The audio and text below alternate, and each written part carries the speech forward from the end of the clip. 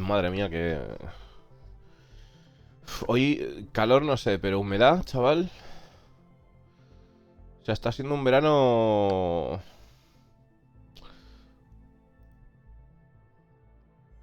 Un verano. Ay. Buenas, Airo. Bueno, pues como ya sabéis, pues están ahí con el Star Citizen Live. Pero bueno, la verdad... no... No he llegado a tiempo y tal. Y digo, bueno, pues esperamos un ratito ya total. Y me voy a tomar un café tranquilamente y todo eso. Entonces lo hacemos ahora, básicamente. Pues en principio el Star Citizen Live va sobre el Arena Commander. Y parece que en vez de meter lo que es un insight, pues parece que lo van a meter aquí apañado. Vamos a saltar a donde empieza. Y... Y vamos a darle, ¿no? A ver.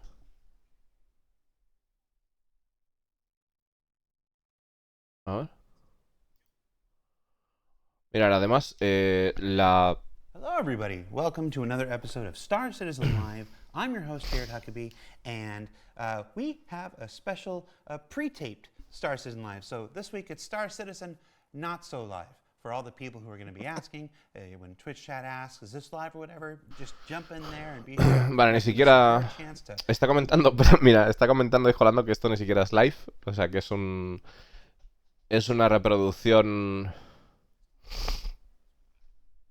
o sea que lo han hecho ya de antes, o sea que mira. Myself, people have days off and stuff, so running the spaceship by myself, and so just to make sure everything went fine, we recorded this earlier in the day.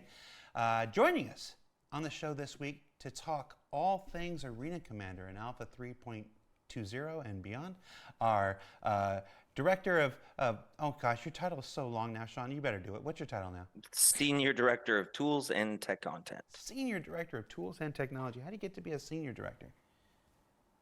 You be here since the dawn of time, I guess, right? Fair enough. Fair enough. And Duncan, what's your title? I am lead gameplay programmer of the Arena Commander feature team. Lead game. You did that so well, man. You're like right there in the spot. Mine's nice and simple. Mine doesn't have seniors and all this twos and stuff. Bueno, está diciendo de que el Sin Trace está diciendo que es Senior Director y tal, y le pregunta el Discolando que cómo haces para ser Senior Director. Y yo, pues llevando aquí desde el comienzo de los tiempos. Que lleva toda la vida el Sin Trace, sí. It's because he still has all his hair. You know, he's still very young. For now. Yeah. Well, if I were better prepared and knew we were doing this, I would have had the titles all prepared. Really. So enough of our preamble. If you've never seen Star Citizen Live before, it's where we take about an hour out of our Friday and we chat with our developers. Today's discussion all about Arena Commander, the big, it's got to be the centerpiece of Alpha 320. It has been some time since Arena Commander took this kind of precedence in a Star Citizen patch before, so we're really excited to bring it back into the limelight, give it some spotlight focus, and to do that, we posted a thread up on Spectrum, which is our bespoke communication platform available on robertspaceindustries.com. We let you submit your questions and then vote up which ones you wanted to see answered most. So with that, if we're all ready, we'll just jump right in. Our first question was from Korean Beagle 1 and says, any updates on private lobbies? You had to know that was going to be voted high. Oh yeah, well, and I mean, private lobbies is something that really hurt my heart. From the standpoint of I was running the team when we had to remove them was the thing, and it wasn't something that we actually removed. It was we had changed over some details that Duncan would probably get into, some details with the lobby system, so that we couldn't continue to support the private matches. Now, Un momento. Aparte de estar comentando sobre los lobbies privados, un momento, porque ¿qué pasa aquí?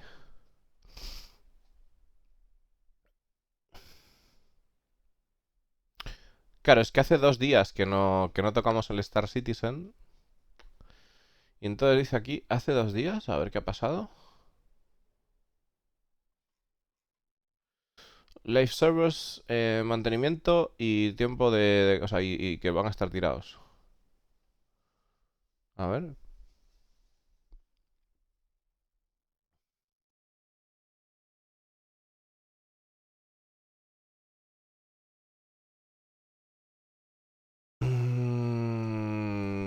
Vamos a tomar un mantenimiento de los servers en vivo. Empezando a las 5 de la mañana. Para desplegar un hotfix necesario a medida que nosotros realizamos una actualización de la base de datos para la persistencia que incluye unas cuantas correcciones de errores. Me gustaría saber cuáles son, pero... Oh, mama. Oh, mama. Todos los jugadores están advertidos de almacenar sus vehículos y su equipo en el inventario local antes de desloguearse previo a este tiempo de fuera de servicio. Detalles de cómo hacer esto en... Hostia. Hostia.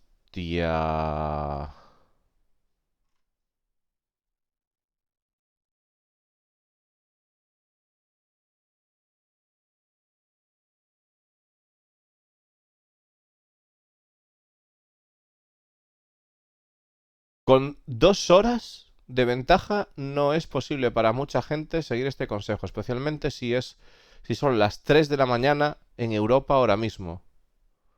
Genial que estéis haciendo hotfix, por supuesto, y mirando cerca de ellos habrá... Hostia. O sea, vamos a ver una cosita. Según el comentario de esta persona, que como no hemos estado online, obviamente, a las 3 de la mañana en Europa, no sabemos si entendemos que sí, porque esto fue yesterday, vale. Y aquí anunciaron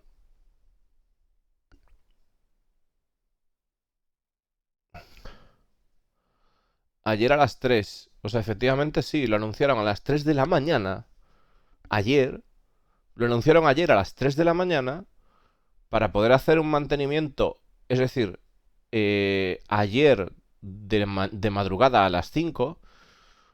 Y obviamente, pues va a haber mogollón de peña que pierda naves, que pierda objetos. Joder.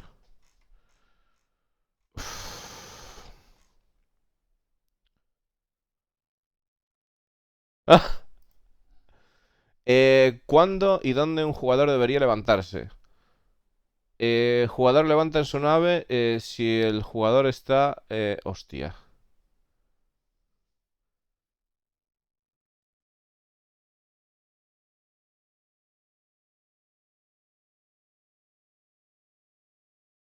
Madre, los memes, tío. Es que claro. A ver, es una animalada. O sea... Ya no sé, tío. O sea, es un poco bestia. Que realmente... O sea, esto ya es en plan... Es que es un poco vasto, tío, que reinicien el servidor, efectivamente. Lo que dice este señora que tiene más razón que un santo. O sea, con 2 horas de ventaja, ¿sabes? Es que este señor tiene más razón que un santo. Con 2 horas de ventaja... Además se lo dice claro, se lo dice educadamente. Mira, o sea, estáis dando 2 horas de ventaja para dar esto. O sea, importa bien poco que lo estéis avisando cuando evidentemente, pues, o sea, muchísima peña, tío.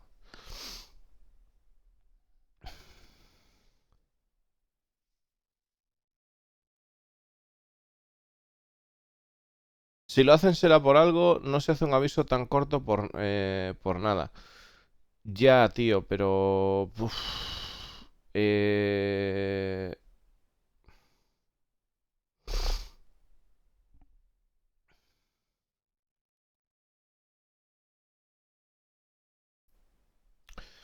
no, sí, a ver, evidentemente lo están haciendo por algo, pero lo que pasa es que...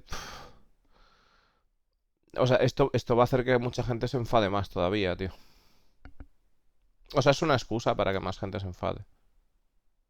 No, no, hasta esa parte la tengo súper clara, yo qué sé. Esa parte la tengo súper clara, tío. De que no tiras toda la infraestructura abajo por nada, esa parte la tengo súper cristalina.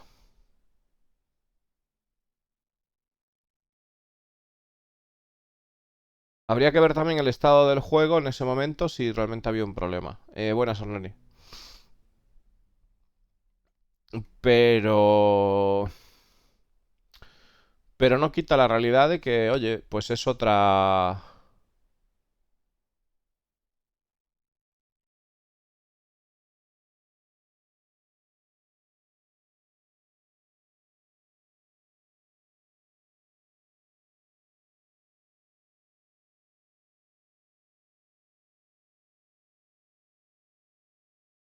Es una putada, la verdad, pero es lo que hay. A ver, a mí, por ejemplo, no me afecta en lo más mínimo.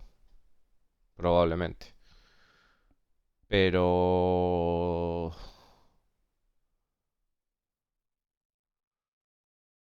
Hostias, que tú imagínate, Peña, que... Por poner un caso, ¿eh? Imaginaros una persona que se ha pillado una Catlas, o sea, porque no la tiene o sea, porque no la tiene con dinero, ¿vale? Se ha pillado una Catlas y se ha pillado un Rock, porque es una persona, pues, que es lo típico que te puedes encontrar de jugador novato, persona con Rock y con Catlas, que se acuesta en la cama y que la deja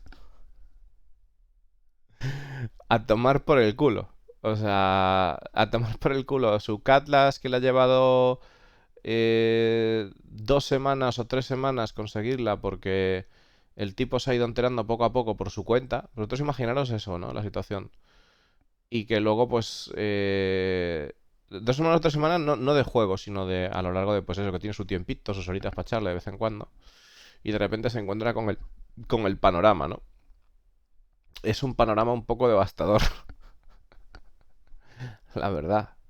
O sea, yo es que pienso en ese caso, ¿vale? Porque al final ese caso, o sea, el caso, para mí, ¿eh? Para mí, el caso que importa no es mi caso. O sea, de que soy una persona que tiene 7.000 pavos gastados en el juego. A una persona que tiene 7.000 pavos gastados en el juego, más o menos esto, bueno, dice, va, qué putada, tal, le he perdido tal nada, pues ya me la farmeré otra vez. Pero una persona que no tiene ese gasto metido en la cuenta y tal, es un palazo, ¿eh? El perder una nave que le ha llevado tiempo farmear. Vosotros imaginaros el caso de una persona que pringue una 890, que sabemos que es un alfa, ¿eh? Pero... o sea, imaginaros una persona que esté preparando, o sea, un clan que esté preparando un evento y tal, y que haya dejado todo el mundo desconectado ahí para conectarse al día siguiente y tal. O sea, cosas que realmente pues no se pueden hacer ahora, ¿no? Evidentemente. Pero claro, no todo el mundo lo sabe. No todo el mundo lo sabe, ¿no? Y no, o sea, no estoy tratando de sacarle punta a las cosas, ¿eh? Estoy tratando de decir las cosas como creo que pueden llegar a suceder en el verso. Que es muy probable que sucedan así, que es muy probable también que haya bastantes personas que pierdan la nave, obviamente. Y que sí, que está claro que evidentemente tienen que meter, o sea, tienen que desarrollar el juego, eso nadie lo discute. Pero, pero lleva siendo o sea, está duro, ¿eh? La verdad que está duro. Al final, no sé si el post este lo voy a revisar, pero yo creo que efectivamente, o sea, el post no se volvió a saber nada más de él. No se volvió a saber nada más del post. Bueno, lo hemos intentado, chavales. Lo hemos intentado.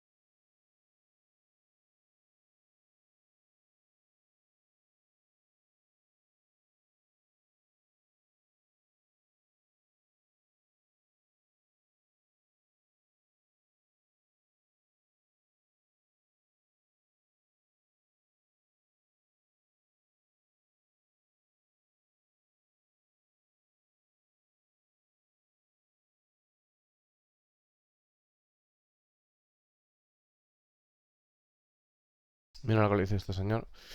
Es que... Es que claro, o sea, al final...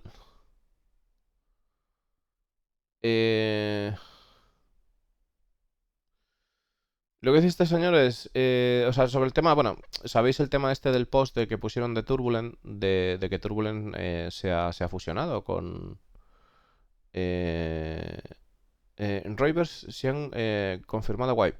No, no, no, no es un wipe. Buenas huevo. No, no es un wipe, chicos. No es un wipe. Es un... es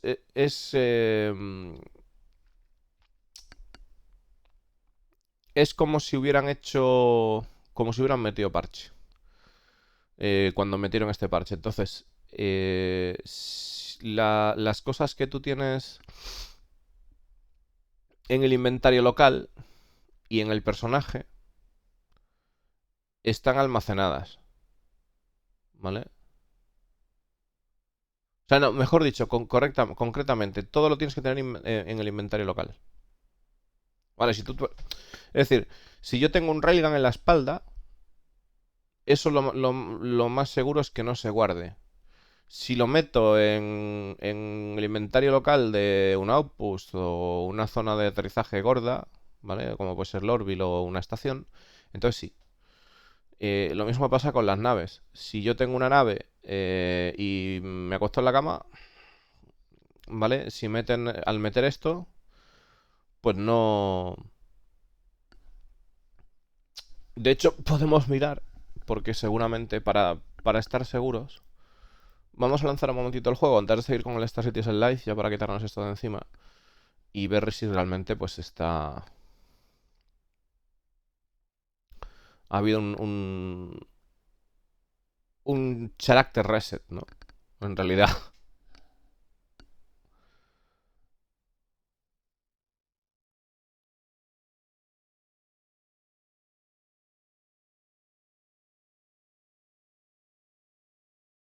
Pero, o sea, tu dinero y tus reputaciones no sufren de wipe. Y si tienes las naves almacenadas en el inventario, tampoco.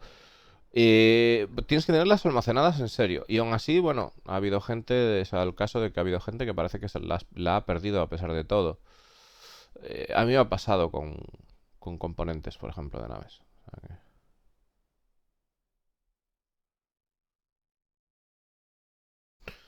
no, o sea, parece que esto está normal. Vamos a hacer un doble chequeo. Vamos a entrar un momentito y lo vemos rápido.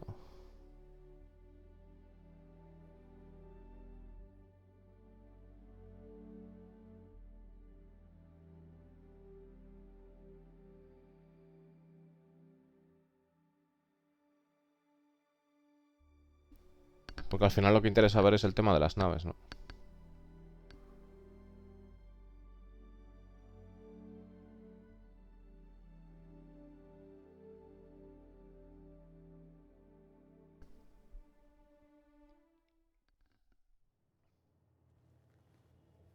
A ver.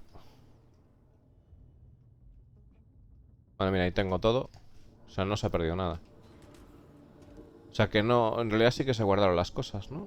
Puede que no... Porque si no, igual debería de estar sin el... En principio debería estar sin el equipo. A ver.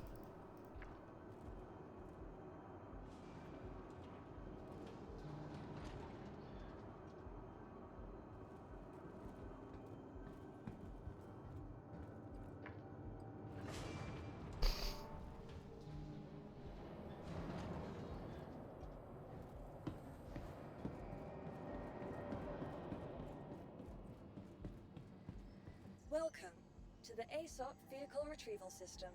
Nah, esto sigue igual. Sí, no ha habido cambios, vale. Vamos a...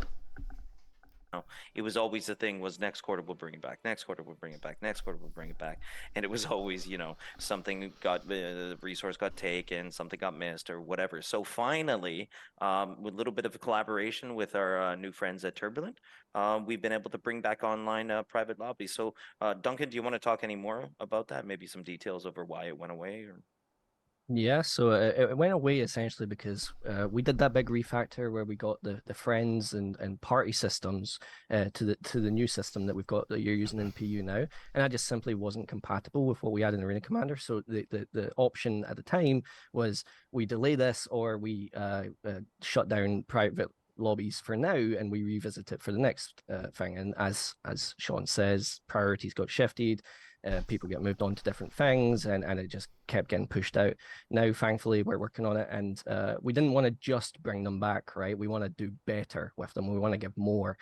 So private lobbies aren't called private lobbies anymore. They're called custom matches, right? And custom matches leans into, you'll be able to customize more things about it. And we've got so much more planned for it. For now, we're getting what was old back with private lobbies, but we've got so many ideas, so much requests from the community for what we can add there as well. And are these? But yeah. Oh, I'm sorry. Are these custom match? Vale, esto que está comentando es bastante interesante, ¿no? Porque dice que efectivamente que dice de Sim Tracy que le fastidió, le jodió el tener que quitar las partidas privadas de Arena Commander. Realmente las partidas privadas de Arena Commander son bastante importantes porque nos permitían poder practicar o poder hacer eventos de clan cerrados sin interferencia de agentes externos, ¿no? Como por ejemplo el simular un convoy, o el simular un asalto a un convoy, o el simular una operación coordinada de cargamento, o el volar en formación.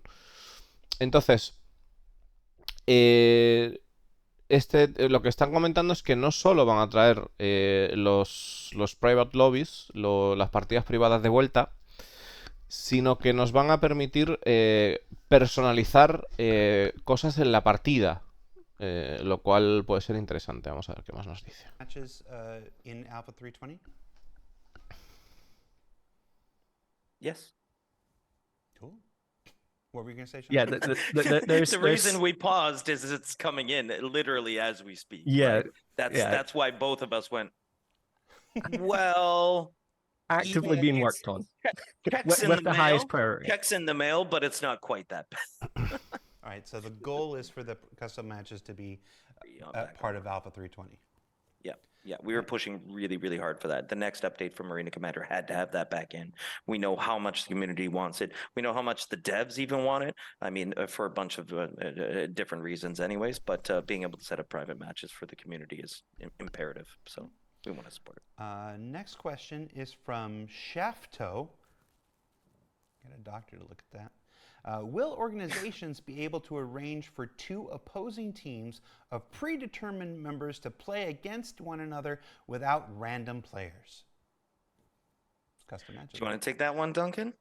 Yeah, so this leans into the whole we want to do better with the private matches, right? So the almost obvious thing is letting you arrange your teams beforehand. So we've got the idea of you've got a party leader, you've got moderators that can help, switch people between teams and whatever. And then you've obviously got the members that join. And then for right now, we've got that team organization, and we're hoping to get some custom settings in and expand upon that. But yeah, bringing back org content to private matches is such a big thing for us because we knew how much orgs used it. We saw the weekly posts on Spectrum, like, hey, we're running an org event, who wants to join? And as soon as the private lobbies went down, that went away, and I'd get pinged constantly about, hey, when we're getting them back for that specific use. And we really want to start accommodating that again. Yeah, because basically the competitive scene basically shut down without private matches, without being able to customize the match parameters, and it's something that we always want them to be able to have within AC, because ultimately, the PU is a multiplayer experience. AC is, play best in multiplayer with friends, and we want that to be easy as possible, and honestly, be able to set up your own little scenarios, and I think that's really cool. This next question is from Hellrain? I don't know. He's a question after my own proclivities. Will there be a rank system so I don't have to play against better players? So there's actually a lot. A ver, de entrada están comentando un poquito lo que se estaba diciendo, ¿no? De la necesidad de que las organizaciones puedan montar sus propias partidas para poder hacer cosas. Sus propios eventos. Están diciendo además que es bueno, que estuvieron trabajando con Peña de Turbulent, que ya sabéis, como repito, Turbulent se han unido a las filas de Cloud Imperium Games, han absorbido la compañía, entiendo. Aparte de esto, está comentando de que sí, que incluso vamos a poder... tengo ganas de verlo, la verdad, porque es una cosa que mm, nosotros, por ejemplo, en la org le vamos a dar muchísimo uso. Si es como están comentando, que es el hecho de que va a haber moderadores, va a haber...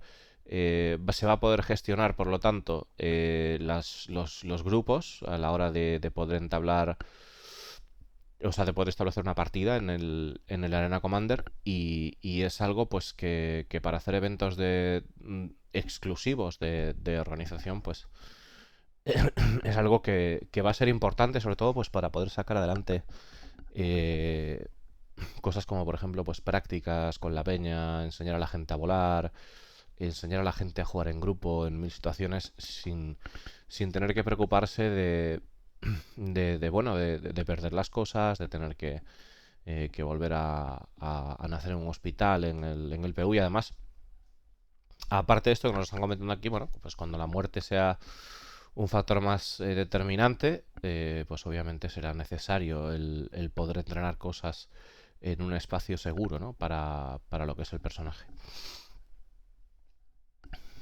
Lot to this question. Now, right now, so you know, behind the scenes, there is a ranking. And behind the scenes, it works here and there, but it's not as simple as just a single value. We've come a long way in matchmakers in the game industry overall, where it's got to be region dependent, it's got to be skill dependent, it's got to be time dependent. There's so many different angles of matchmaking. So, sort of with that, Duncan, do you want to talk a little bit about what we're gonna do for these guys? Yeah, so as you guys know, we have the leaderboards that are currently online, and they haven't really been representative of, well, leaderboards for a while now. The algorithm behind them broke. César, preguntas, ¿nuevo el vídeo? Sí, claro. Y buenas, Obi-Wan, buenas huevo también. Están comentando ahora sobre el tema del posible Elo, ¿no? Porque me han hecho la pregunta, oye, mira, ¿cuándo me voy a poder enfrentar a Peña sin que me destruyan? Básicamente, porque al final es cierto que ahora mismo no hay un ranking. A mí, por ejemplo, me encantaría tener un ranking. Porque, bueno, sabéis que soy una persona que empuja muchísimo el tema del combate en nave. Me gusta mucho combatir en nave. Y realmente, pues me gustaría saber, de alguna forma, a qué nivel estoy, ¿no? De vuelo. Porque no lo puedo saber. O sea, yo puedo decir, yo qué sé. Puedo decir evidentemente que no soy mal piloto porque tengo muchísimas horas de vuelo encima y pues la mayoría de las veces salgo airoso de los combates. Ahora, pienso que en una escena, en un escenario, ¿no? En el que realmente podamos tener hilo, pues realmente ahí vamos a poder ver, realmente pues tener una cierta medida, o sea, un golpe de realidad, ¿no? De alguna manera de realmente pues el nivel que tenemos como piloto. Esto creo que también es una buena vara de medir, no solo para si lo consiguen implementar, claro, vamos a ver qué nos comentan ahora, pero es una vara de medir buena tanto para pilotos noveles, ¿no? Como para pilotos ya avanzados, sobre todo la peña nueva, que incluso pues yo que sé, hay peña que viene de otros juegos de combate, como puede ser Digital Combat Simulator o yo que sé, o juegos más antiguos, como puede ser el Flight Simulator, que tienen cierta experiencia en vuelo y que obviamente pues van a saber manejarse mejor que una persona que no tiene ni puta idea de volar. Entonces, pero claro, al final el combate espacial es muy diferente o sea, el combate espacial, no, bueno, el combate con naves en el Star Citizen es muy diferente a lo que puede ser un combate con aviones, ¿no? Entonces ahí pues es interesante para que la gente pues pueda evolucionar más rápido, ¿no? Porque si evidentemente vamos a poner por caso que decidan poner escalas de bronce a oro, ¿vale? Obviamente si tú eres un tipo que está volando y eres plata, ¿vale? Pues sabes que te falta camino.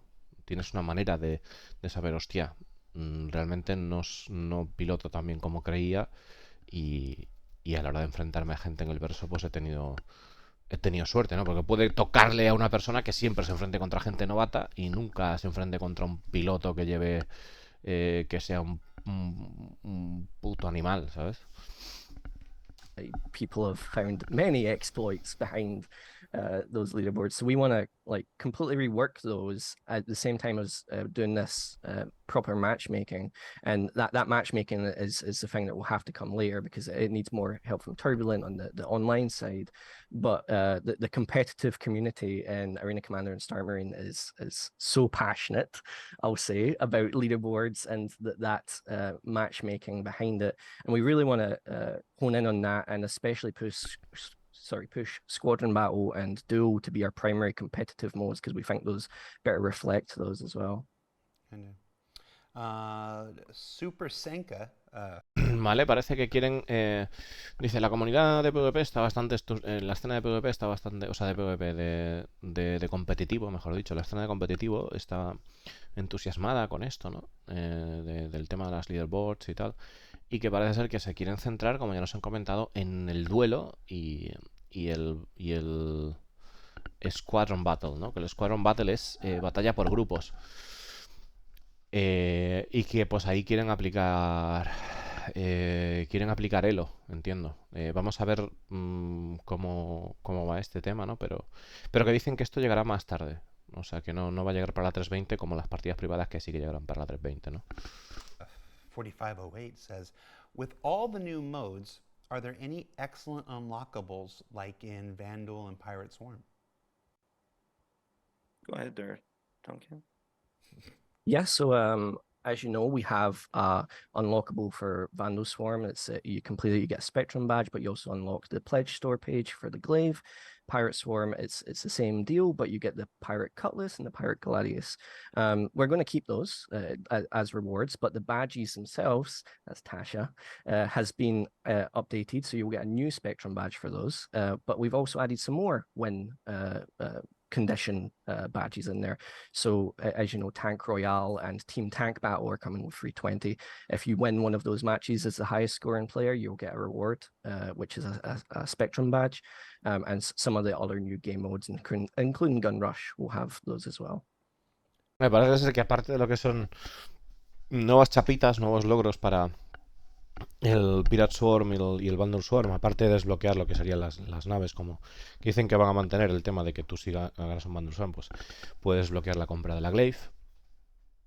Y en el caso en el caso de lo que es el Pirate Swarm, el del Gladius y de la ha dicho de la Catlas. No entiendo por qué. A ver un momentito, vamos a repasar esto. 320. If you win one of those matches as the highest scoring player for Vandal Swarm, it's you complete it, you get a Spectrum badge, but you also unlock the pledge store page for the glaive. Pirate Swarm, it's the same deal, but you get the Pirate Cutlass and the Pirate Gladius. Yo creo que se ha confundido porque ha dicho la Catlas Pirata y la Gladius. O eso es algo que va a ser nuevo, pero en principio no es la. En principio lo que se consigue es la Caterpillar. Y el Gladius, ¿no? Es la Caterpillar y el Gladius. No sé, a ver qué sucede con esto, ¿no? Si igual lo cambia. We're going to keep those as rewards, but the badges themselves, that's Tasha. Bueno, y luego comenta que sí, que las chapas de lo que son el tema que va a haber nuevas chapas para el Gun Rush y para que es el tema de que cada vez que matas te cambia de arma y para el Tank Royale que es la batalla de tanques, ¿no? Que si consigues topear en una partida, o sea, si consigues que era el más tocho de la partida, pues te da una chapita para Spectrum. Has been updated, so you'll get a new Spectrum badge for those. But we've also added some more win condition badges in there. So as you know, Tank Royale and Team Tank Battle are coming with 320. If you win one of those matches as the highest scoring player, you'll get a reward, which is a Spectrum badge. And some of the other new game modes, including Gun Rush, will have those as well. Now, are you leaving room for future things? Like obviously, the other modes give access to the pirate versions of those ships. We're leaving room for future promotions with future things that could be conceivably added to this. Yeah, so we have a lot of ideas. We had a brainstorm session, right, where we had so many ideas of different ways to reward people. And right now we're going with the simple wins. So we're keeping it simple with Spectrum badges because they're fairly easy to get, but we've got some more challenging, I'll say, challenges coming up, which we're hoping will have better rewards. It's more than just Spectrum badge. We're talking with, PU teams, the Spectrum teams, and seeing what more we can give that's got a little bit more flair to it. And even within Arena Commander itself, like we want to reward people with stuff in-house to Arena Commander. So Arena Commander actually supports skins and all this stuff. So we're hoping to get those as rewards eventually. Cool. Yeah, so just to piggyback off that, like, the questions in regards to some of the matchmaking, ELO ranking, as well as this are all related. What this has to do is some level of progression within Arena Commander, a reason to play this. And a lot of us this generation of gaming or before, we kind of need some progression. You need some level of a little bit of persistence and a little bit of progression within each one of your game modes, so that there's you kind of feel like the reason to keep logging in and to keep playing it. And we want to have all of those things within Arena Commander, and it's nice because we have an entire game of content to pull from. And a lot of these are the same conversations that we had during times of when Fire Sprite was working on Arena Commander. It was all the same sort of progression that we'd like to still put in place here, but we've got to get all the fundamentals, just like we talked about, in place first, which is the badges, the experimental modes, and private matches. And now that we've got that kind of stuff, now we start making the more reasons for the players to be there and a little bit more driving the engagement, if that Right. makes some sense. It would be.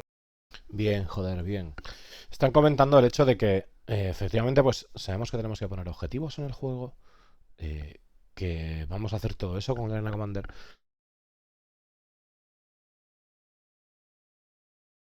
Un momento, chicos.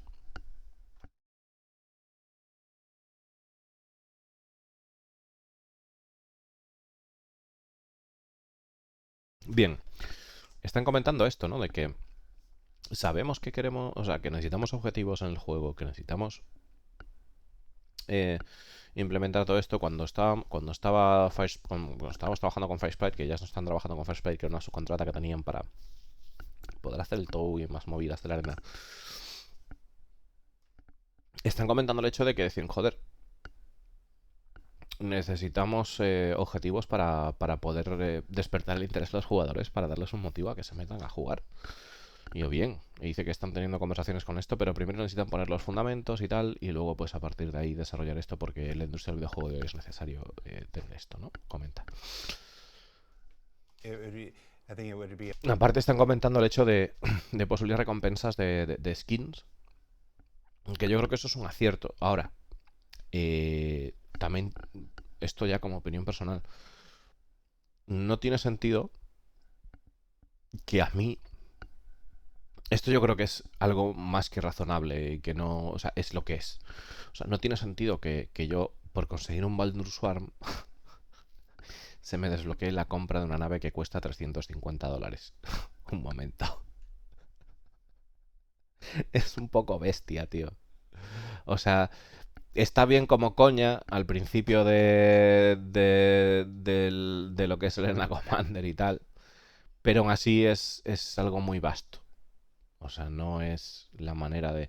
O sea, no tiene sentido el hecho de que pásate esto y así te puedes gastar más dinero. Eso no es un incentivo para la mayoría de la gente. Entonces, comento esto y lo comento porque es así como... O sea, esto no Es como es. Espero que cuando hablen de las recompensas de las skins, realmente se las den a la peña por conseguir las cosas. Y punto. O sea, no que te abran una tienda de skins. O sea, porque eso no sería algo atractivo para la mayoría de jugadores. O sea, sin embargo, si yo, por ejemplo, vamos a poner por caso, acaba entre los 10 primeros de la arena esta temporada y consigue tal skin. Eso me gusta. Eso me gusta, y que la puedas tener in-game y todo el rollo, eso me gusta. Y que cada temporada, pues por ejemplo, estoy dando ideas, ¿eh? O sea, ese tipo de cosas sí molan, ¿vale? Pero vamos a ver cómo hacen. A pretty obvious choice to have like a special a paint or whatnot Totally. that says I kicked ass in Arena Commander, and you know you get it through earning that and stuff.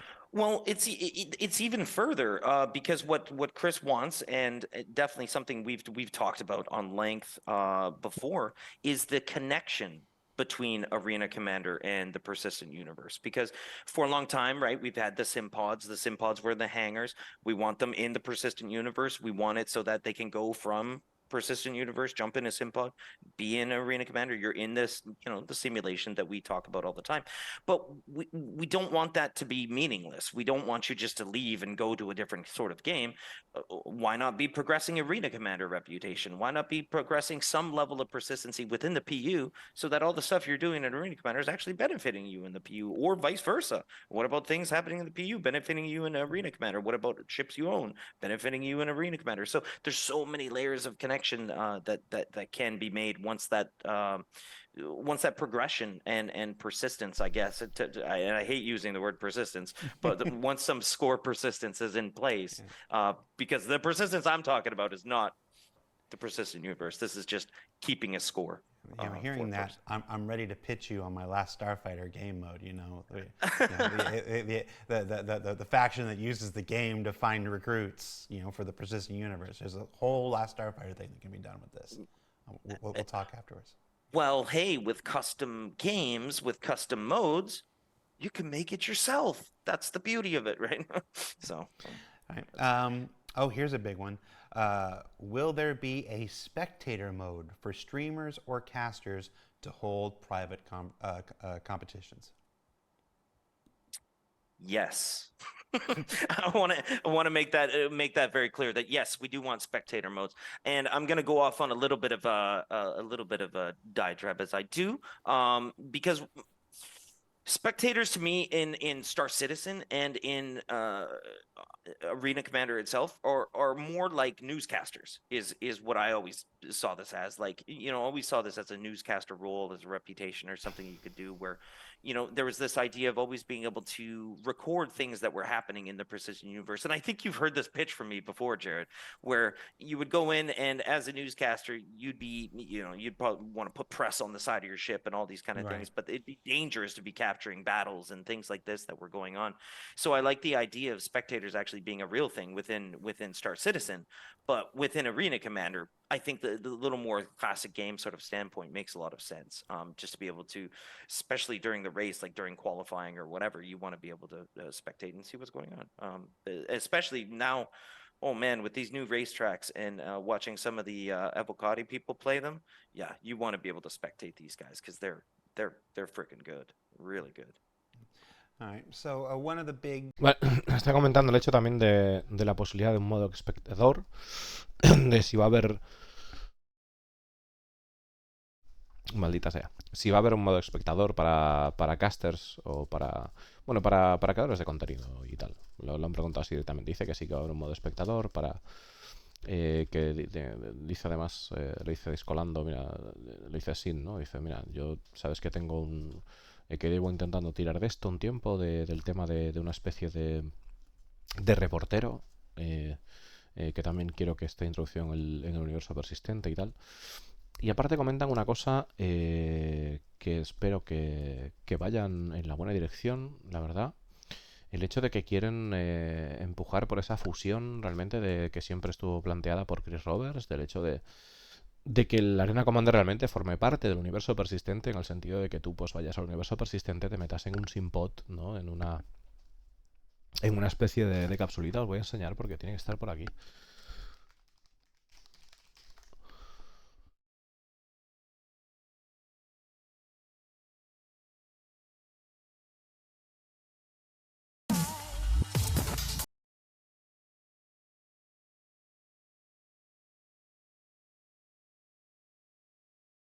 A ver si lo podemos ver. Vale, este sería el rollo para aclarar. Vale, es esta movida, ok. Esta movida de aquí, ¿no? Que es como una especie de historia en la que nos podemos meter dentro y tal. Que esto seguro que lo veis en... Si no recuerdo mal, si vais a Commons, en donde se accede a los garajes, ¿de acuerdo? En donde se accede a los garajes de naves de la parte de Commons, de la parte de vehículos terrestres, a mano izquierda está lo que es el panel, pero si avanzáis a mano derecha, antes de salir a la puerta exterior, tenéis un pequeño almacén y hay uno de estos allí. ¿De acuerdo?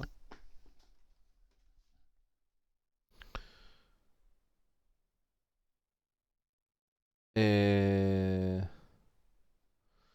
Pero bueno, que todavía no son usables.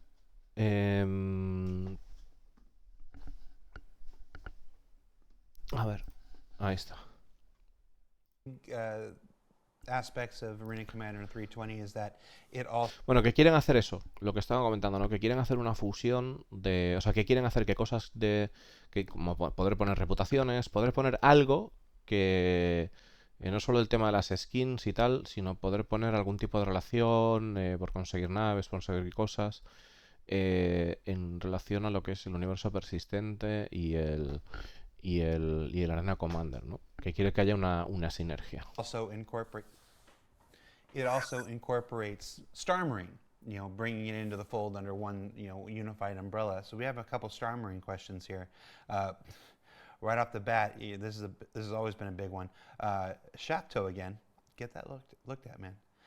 Will players be able to save loadouts to choose from quickly in the new Star Marine? Yeah, I'll take this one. So, as you might have read in monthly reports and in ISC, we're introducing the spawn screen to pretty much every game mode. The first step of that is, just getting a simple spawn screen with a deploy button, right? The second step is getting selection of your loadout, that being a different ship or a different kind of loadout. As you know, we've got, I think, 3 different loadouts at the moment. You've got both control ones and elimination. And then step 3, I think we're on step 3, yeah, is the customization. The customization of those loadouts, right? That's a very complex system we're dealing with there when we're customizing things. So FPS is a little bit better for us. That's pretty simple. You've got your armor pieces, you've got your weapons, you've got your consumables. For 320, we're simplifying it down because unfortunately we haven't been able to get the customization in time for 320, but we're wanting to make the flash experience in the front end better because that UI is not the best to deal with.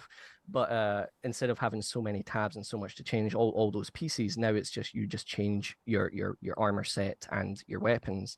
But eventually we want all that customization to be part of the spawn screen itself, so you can change everything on the fly. And the same with vehicles, but vehicles will of course come a lot later down the line because that is a far more complex thing than FPS, where ships have so many different variations of loadouts. So that's going to take a little bit longer. But yeah, we definitely want to get all that in game. So it's a far better experience. You switching on the fly, customizing on the fly, like you're used to in modern games nowadays, right? We just have to catch up to that, and hopefully it's not too far after 320 for that. Cool. Ok, me están preguntando la posibilidad de poder tener diferentes sets predefinidos para poder lanzarse en el Star Marine, le preguntan, y lo que le han contestado es de poder cambiar las cosas sobre la marcha. No le han comentado... Claro, yo creo que aquí no se ha interpretado bien por parte de ellos, porque el chaval lo que pregunta es lo mítico de yo tengo una pestaña para esto, otra pestaña para esta, otra... O sea, me hago 3 movidas, ¿vale? En plan, uno con lanzagranadas, con armadura pesada y tal, otro me lo hago con armadura ligera y escopeta, otro me lo hago con armadura media y una P4, ¿vale? Y puedo seleccionar eso, cualquiera de esos para poder lanzar, ¿no? Entonces, ellos lo han desarrollado en el sentido de que puedas cambiarlo sobre la marcha, puedes cambiarlo tal. Yo creo que lo que se refiere este chaval es poder hacerlo predefinido, y aquí lo que hemos visto igual es que igual entiendo por lo que dice de juegos modernos de que quiere entender a, por ejemplo, como tenemos en Battlefield. Entiendo que va por ese rollo, ¿no? Como tenemos en Battlefield, nosotros seleccionamos un arma, seleccionamos el personaje, lo tenemos ya medio personalizado. Hay que ver el tema, ¿no? Pero desde luego que quieren que podamos cambiar las cosas sobre la marcha, en partida, a la hora de estar en el Star Marine, ¿no? Más de estar encasillado con un personaje en lugar de estar encasillado con un personaje como estamos ahora, ¿no? Y porque nos tenemos que salir de la partida para poder cambiar la confi, ¿no? While we're on Star Marine, Hoffman wants to know how likely we are to see. Aparte de eso, también ha dicho que no va a estar para... O sea, que para la 320... vamos a ver lo que consiguen sacar para la 320, pero bueno, que en principio, realmente, sobre todo para naves, que dice que es bastante más complejo de hacer, que es algo que iremos viendo seguramente a partir de la 320, ¿no? El tema de personalizar realmente todo. De momento, pues está la parte del frontend, de unificar lo que es la arena. Vamos a ver qué tal va eso. Y también recordar que están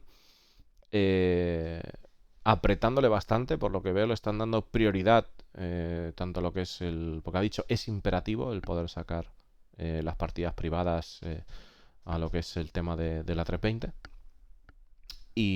Pero claro, tienen que poder llegar al objetivo. Esperemos que sí, la verdad, que pues, que podamos disfrutar de esto en la 320, y si no puede ser la 320, pues es la 320.1, yo que sé. O sea, pero de entrada parece que están haciendo bastante hincapié en sacarla en adelante. Y ya digo, yo desde el punto de vista mío como jugador, creo que es algo que es necesario, va a ser necesario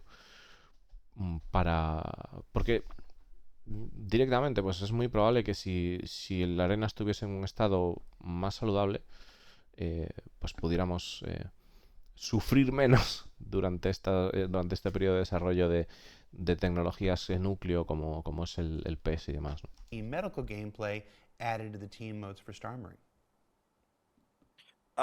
Very likely. I love the medical gameplay that has been being developed for Squadron 42, and we're probably bound to Squadron 42 bringing online their medical gameplay first before that comes into AC.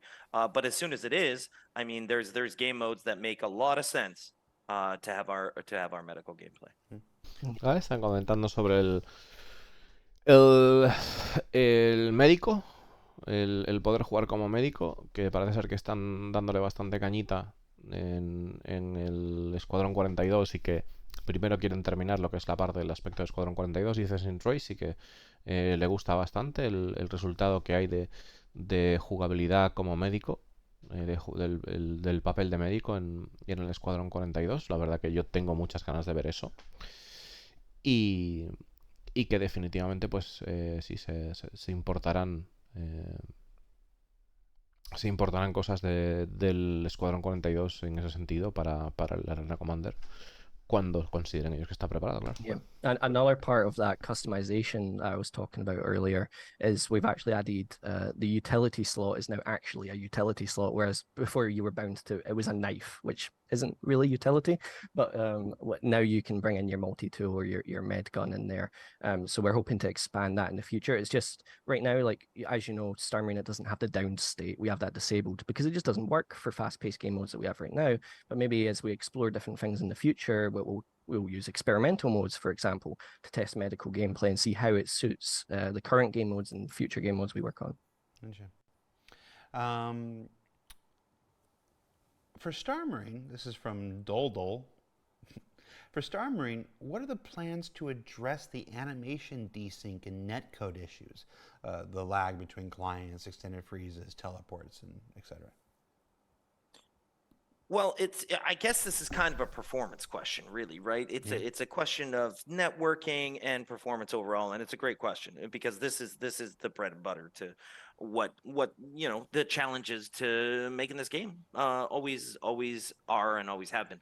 I do want to mention that it was recent. Duncan had actually sent me a streamer at one point that was beside himself with the frame rate that he had. Who was the streamer, Duncan? I can't remember. Lyric. He just got Lyric. off of playing the PU, went to Star Marine, and he was like, "What the? Why is the FPS so high?" Right. And it was the Good Doctor, which is typically like the heavier of all the maps, anyways. But yeah, he was running at like 120 frames, 140. It's just a ridiculous frame rate in comparison to what a lot of people will report from the game. So, the to answer the actual question though is it's already improved. One of the big things that has actually it changed was that we've been experimenting with these 144 hertz servers just at way faster update rate. That's been going on. There's been a couple of Un momento. and it was the Good Doctor, which is typically like the heavier of all the maps, anyways. But yeah, he was running at like 120 frames, 140. It's just a ridiculous frame rate in comparison to what a lot of people will report from the game. So, the to answer the actual question though is it's already improved. One of the big things that has actually it changed was that we've been experimenting with these 144 hertz servers just at way faster update rate. That's been going on. There's been a couple other tests that actually Duncan's actually done just himself. Do you want to talk about some of those ones? The large scale player tests? Yeah, Or, so large scale tests. we noticed that players were kind of paying more attention to network and looking at Star Marine for how the networking handles on that, because you'd see that clip, for example, of Lyric, and the game is running really smooth and great, but then he encounters other players and they're like desyncing, they're jumping back and forth, they're like doing all this weird network related issues, and that kind of caught our attention, as well as the player posts about it, and we're like, what can we do to improve this, right? So I literally just jumped in to our servers because I noticed that our servers always run at 30 FPS. I've never seen it drop below. So I was like, I wonder what we can do here. So The Arena I went Commander in. servers. Arena Commander. Yeah, I was going to yes, say sorry. the same thing. The Arena Commander and Star The Marine views and servers. opinions Not of the Duncan Bunting do not represent those of Cloud Imperium Games, Robert Space Industries, or its subsidiaries. anything I talk about is Arena Commander. It's all I know. Yeah, so I jumped in and I spawned 300 Vandal, right? And the client obviously died, but the servers totally fine. I think they were running at 60 FPS in the end after all 300 had spawned. So our servers in Arena Commander are really robust, and that's like. Vale, está comentando una cosa, esto es una locura, estaba flipando. Efectivamente, parece ser que estaban probando, están experimentando con servidores con un refresco loquísimo. Han estado probando servidores con un refresco de 140. Ojalá ver eso. Ojalá ver eso, pero 140 de refresco. O sea, 140 veces de refresco. La mayoría de los videojuegos ahora mismo tienen 30, 60, 140 de refresco, chavales. Eso sería de paja, básicamente.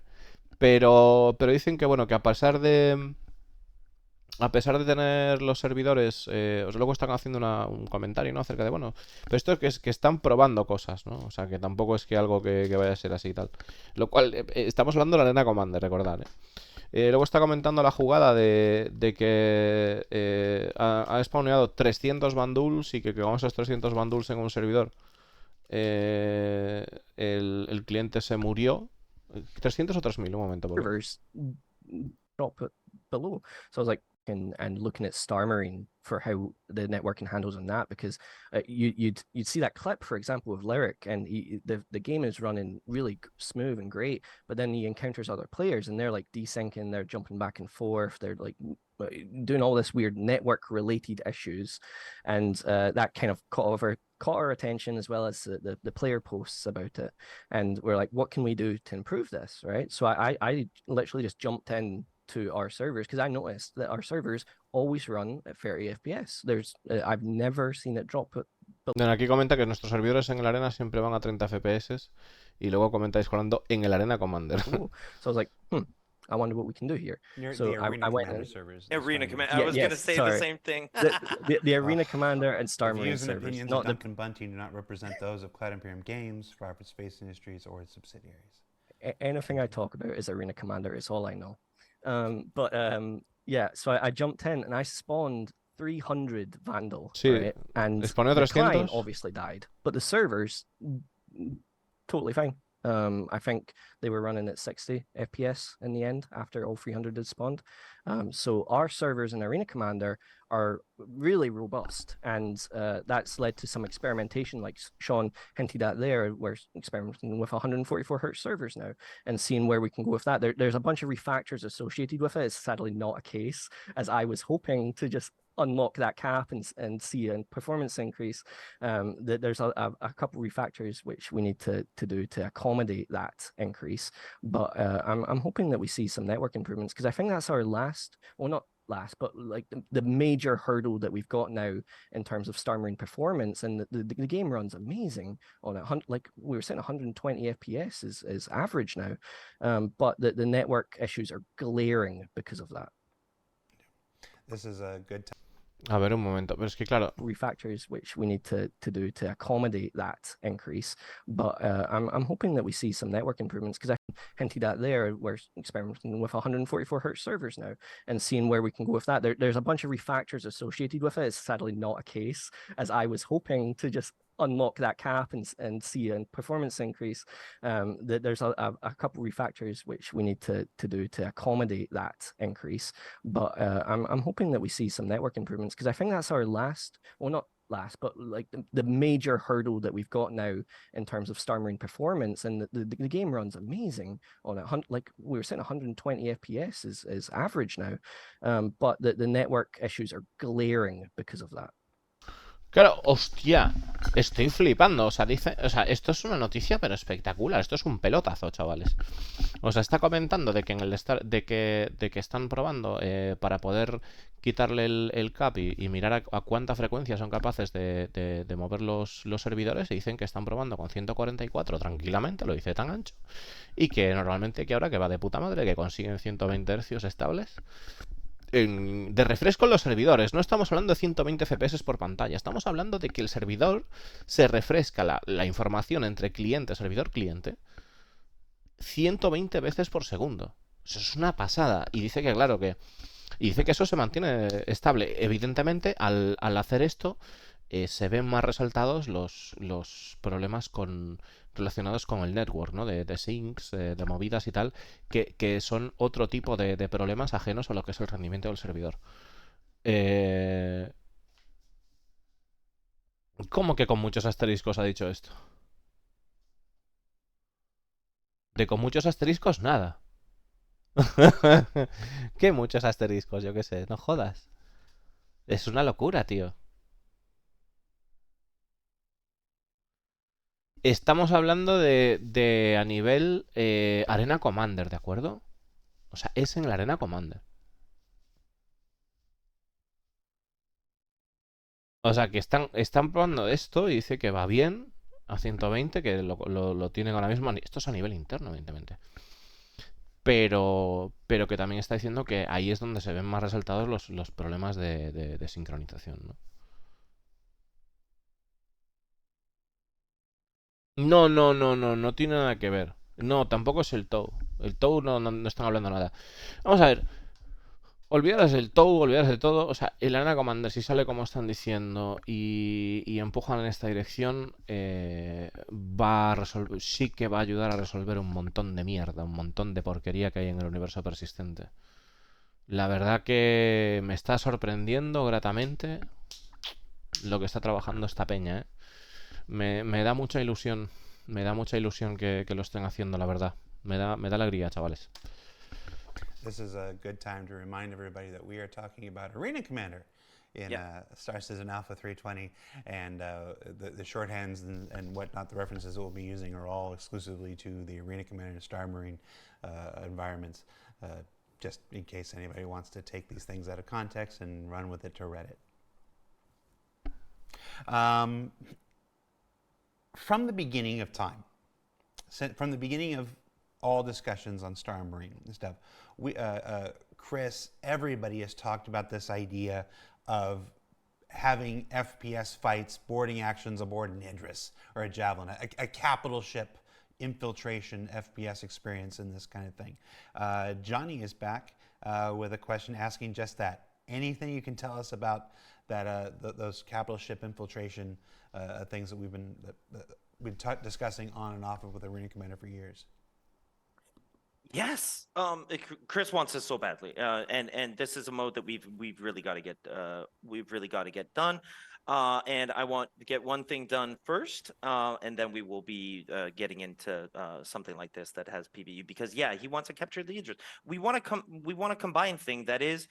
It's the experience everybody wants. You start off on a fleet battle, and you end up, trying to take over a cap ship. You're assaulting the Idris. You're taking over a Bengal. You're whatever it is, an assault on a huge capital ship that actually doesn't just happen outside, is a super fun experience, I think.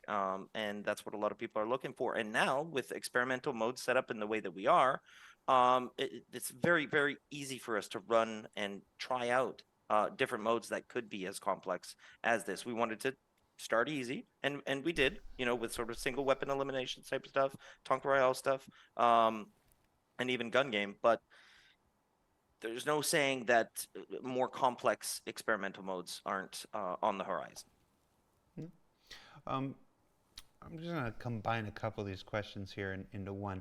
A lot of folks want to know, like, what the direction is as far as maps. Obviously, Arena Commander got several new maps he's getting several new maps with 320.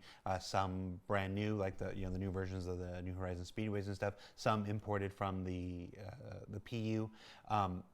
As far as the Star Marine experience goes, have we begun developing any new strictly FPS maps that are original and unique to Star Marine? Yeah, so we obviously have our A ver, están comentando algo bastante interesante. El tema de lo que es el introducir asaltos a naves capitales en el universo, o sea, en el Arena Commander. Y dice que comentan, en términos generales, dicen de que sí, de que obviamente primero estamos empezando por lo básico, lo cual estamos haciendo ahora mismo, ¿no? Con el Gun Rush y otros modos, en el Experimental Modes y demás. Que hay más cosas en el futuro para los Experimental Modes, obviamente, y que sí, que el poder realizar asaltos a una Javelin, a una Idris, que es algo que está en mente y que evidentemente, pues como es algo que no se puede hacer ahora mismo en el universo persistente, que definitivamente es algo atractivo y que van a tirar de esto, ¿no? Que van a tirar de esto, pero bueno, lo comenta como algo más a largo plazo, no es algo que vayamos a ver ahora, pero la verdad que es interesante. classic maps there, and we've got Echo 11 that we've made a variant of for 320.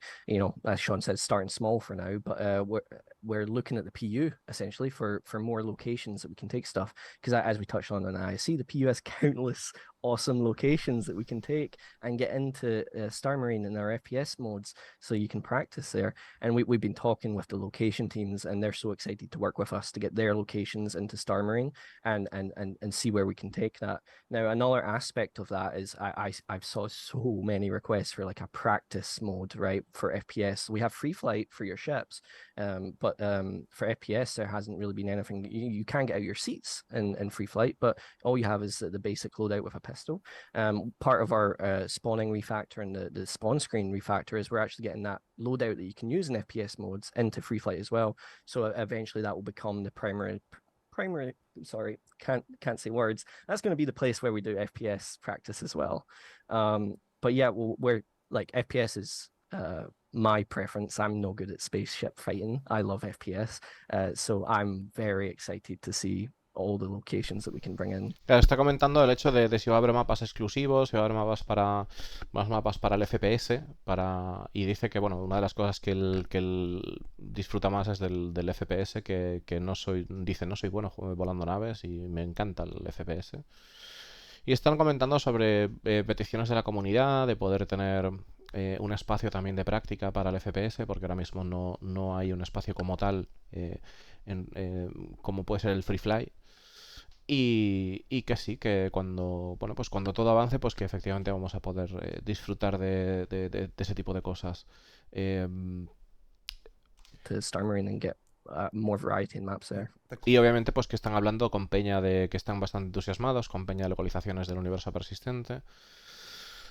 que están entusiasmados en el equipo, ¿no? Están emocionados con el hecho de poder traer más localizaciones del universo persistente a lo que es el Star Marine y, y a ver hasta dónde son capaces de empujar. Yo la verdad que personalmente me encantaría ver eh, mm, en el Star Marine pues Gresca en Área 18, Gresca en Lorville, Gresca en... ¿A quién no le gustaría eso? Question was actually about unique maps to Star Marine, like Good Doctor, Echo 11 locations that don't exist in the PU. Are there any plans? Is any work ahead for maps unique just to Star Marine? No, they're like no uncertain terms. Not really. This is on purpose though. This is to keep the team small. Well, to keep the team small. The team has always been small and will continue to be small.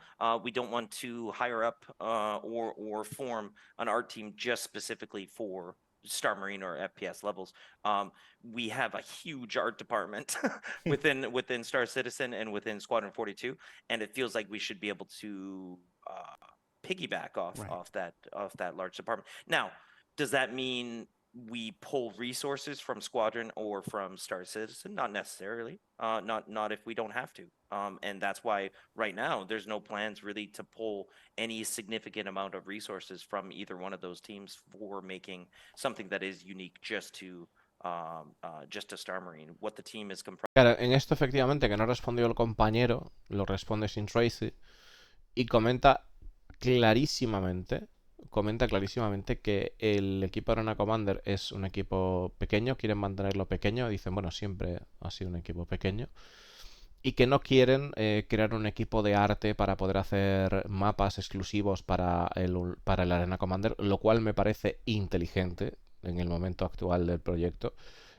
Veremos en el futuro, ¿no? Eso nunca se sabe, pero de momento que ya van a tirar de lo que están haciendo tanto en Squadron como en el universo persistente, que ya tienen un departamento artístico bastante tocho y que en medida de lo posible, o sea, comenta como no interferir en esas actividades en medida de lo posible, ¿no? Comprised of is designers, engineers, and tech artists. So that is what we have, and we will continue to do things that make sense with the team that we have. I think it makes sense. Right. It's work smarter, not harder. It's That's utilize kind of it, all yeah. the art that's already being created by all these other teams, for the Yep. PU, and find ways to repurpose that into Star Marine. And then Star Marine really does fill its role as a simulation within the persistent universe. But, yeah, Exactly. makes sense. Yeah. Aparte que con esto, efectivamente, pues realmente el Arena Commander cumple su papel como simulación del universo, ¿no? Al introducir recursos que ya están en el universo. Yeah, exactly. And again, like I really tried to promise to the community that we don't pull resources from Star Citizen. We don't pull them from Squadron 42. That is a very a challenging aspect of the Arena Commander team, but it's a very important mandate that we have, that we try not to pull resources anyways from either one of the products. Vuelve a recalcar, esto es algo que yo creo que es algo que quieren recalcar para que la gente no explote, y es normal, el hecho de que están intentando no utilizar recursos que se están para el desarrollo del universo persistente, para el desarrollo que se están utilizando para el desarrollo de Escuadrón 42, no interferir en esas actividades. Es un mandato que ellos tienen, claro, que en el equipo de Arena Commander, que tienen retos, obviamente, pero que ese es el objetivo de una de las normas de la casa, por así decirlo, de no interferir en las actividades del universo persistente o del Escuadrón 42 en cuanto a desarrollo, ¿no? Lo han recalcado varias veces para que a nadie le quede ninguna duda. We do our own stuff as much as possible. Yeah, not just do our own stuff, but assist those teams in Yeah, their testing and stuff. Like the SPK, for example, we've now got that in Star Marine. We can get very focused, quick feedback on that. If that was a new location, obviously it's been out for a while now. But when a new location is introduced, we can get that feedback from Arena Commander really quickly. Whereas, it takes time for the PU, or maybe it's not ready for the PU. We can feed back to that team straight. Aparte, otra cosa importante que están comentando, si se introduce una nueva localización, nosotros podemos introducir esa localización. Evidentemente, para eso están los experimental modes en el Arena Commander y dar un feedback acelerado. Si, por ejemplo, puede haber localizaciones que todavía no estén del todo listas para meterlas en el universo persistente, pero sí se pueden hacer pruebas en el Arena Commander para empezar a dar ese feedback. O sea que eso también es una función importante del Arena Commander. La verdad que a mí me parece bastante acertada la dirección que está tomando todo esto. Away. So we're actually helping those teams as well as them helping us. Yeah. One more FPS question before we get back to the spaceships here for a bit. So we've been talking about the virtue of pulling these locations from the PU. Do you have any plans to add FPS PVE missions to Arena Commander? Any chance of pulling some of the actual mission gameplay instead of making little contained versions of that? Yeah, I'm excited about this one, but Duncan, do you want to take it? Yeah, sure. So this is something that obviously comes after 320, not part of 320, but it's part of that experimental mode initiative, right? Like we see all the comments, like what happens if the AI are actually on a perfect server? People have encountered the AI on a good running PU server and went, well, they're really good. It's a really fun experience. So we want to get that into Arena Commander so that we can test and provide feedback to the AI team. While we're waiting for the PU to catch up on performance, we can get that feedback now in Arena Commander. So it is definitely something that we're going to be looking into pretty soon here. Están comentando el hecho de misiones de PvE dentro de la Arena Commander. Dice que sí, que definitivamente, pues, ¿qué sucede si evidentemente pues el rendimiento de la IA en el Arena Commander va a ser mucho mejor que en el universo persistente, o por razones más que obvias? Y dicen que sí, que definitivamente que es algo que también están entusiasmados con introducir en los modos de la Arena Commander. The whole intention of that map was to be a PvE FPS survival. So exactly like Pirate Swarm, exactly like Vanduul Swarm, just with FPS. And it just so happened our AI wasn't quite to the state that we needed it to be at the given time. It took some training for certain people, and in the end, we were happy just to get it in as a deathmatch PvP map. But we do want this thing to be in. There was a whole story for it, like the Good Doctor. Right. The whole concept of the Good Doctor was there was a bunch of they were like scientist kind of cultist people, and the Good Doctor was this one guy that was basically taking over and stealing all these people from their cities and stuff. It was all a whole story, and you were going to fight the cultists. But yeah, neither here nor there. But we do want PvE survival. That's an important. Claro, está diciendo de hacer una partida de supervivencia PvE y comenta además que hay toda una historia ya hecha sobre el mapa de Good Doctor, que es ahora mismo se puede ver el mapa de Good Doctor en el modo de juego de todos contra todos y es el que tiene arbolitos, no fuera. Es el único mapa que está en un planeta de FPS. Y comenta que ya hay una historia de que se supone que hay unos científicos que están como putas cabras, que son cultistas, una especie de cultistas y tal, y que secuestran a Peña y todo esto y tal, y bueno, que hay toda una historia montada para poder hacer un contenido PvE en el Arena Commander, y que pues todavía no están allí, pero en este punto de poder ofrecer esto, pero que es una de las intenciones. Important aspect of So Arena Commander. safe to say that a swarm mode for Good Doctor at least is still definitely somewhere on the to-do list. Yeah, and now again with Squadron being much further from and in the AI, we have this thing that the concept of spawn closets and there's this whole concept of just spawning an AI behind a closed door or something like this. So now that we've got all that, it's a lot easier to do. Yeah. While we're talking about using, Arena Commander and Star Marine as a test bed, this next question is from Salty Mike. It sounds new. I've never heard of him. Is the plan to make Arena Commander game modes and the experience overall to be just a test bed for feedback and honing your skills, or is the intention to have the games be standalone fun experiences that people may play instead of Star Citizen? Well, can't we have both? I think we can mean, have all. I feel like we could have both of those things, because it does serve both purposes. It serves the purpose of being a test bed and everything for us. Like a good example is this Tank Royale that we have right now, Team Tank Royale and Tank Royale. Put those in there right now, and it gives focus testing in the wild of focus testing of the tank. And we get so much feedback that is sometimes you might think it's really obvious feedback, but actually it's not. Sometimes it needs to be played over and over and over in combat to get that kind of feedback. So it's a test bed, but Arena Commander is still a place where people bring, when you're bringing somebody into Star Citizen, I'm gonna think that most of the time you start them on Arena Commander and then you bring them into SC. I'm not saying people don't just bring people into SC, so please, there's no emails or anything, but most of the time the easier startup for Star Citizen is within Arena Commander. I think so I think it's a bit of both, right? Yeah. Sure. Well, good point actually, because the the noob stomping that is happening right now within Arena Commander, it does not make it very, very welcoming for new players. Yeah. Oh, I remember Salty Mike. He works here. Okay.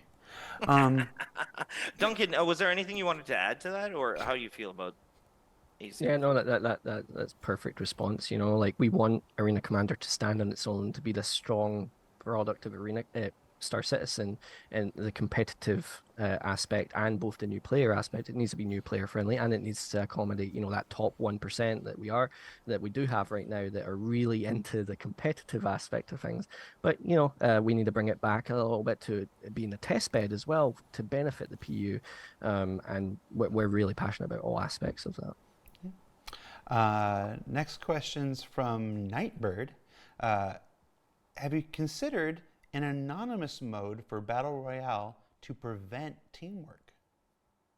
Yeah, so this leans into what Sean was mentioning there about noob stomping. Battle Royale is unfortunately the default game mode, right? Everyone just goes there to experience flight really quickly in Arena Commander, but it is not the best game mode, and it has the most active leaderboards, right? So the competitive community, they go into Battle Royale, but Battle Royale, being named Battle Royale before Battle Royales were a thing, it is just free-for-all, right? And free-for-all is not the best place to have as your main competitive mode. So we want to take Battle Royale away from that position and make competitive focus Squadron Battle and Duel, which is Squadron Battle is team versus team, whereas Duel is 1 versus 1. It's a much more controlled competitive environment than a free-for-all. And I see the requests about Battle Royale and the complaints about Battle Royale, and it makes sense, we should do these things like maybe anonymous mode and all that. The real problem is that is the competitive mode. That's where people go right now for competitiveness. We need to move that focus to the other modes. And the reason it's not in the other modes is because they were buggy or there was problems with them, like Duel didn't have rounds and so forth. 320 fixes most of those, so we're hoping to see that transition to those being the competitive modes.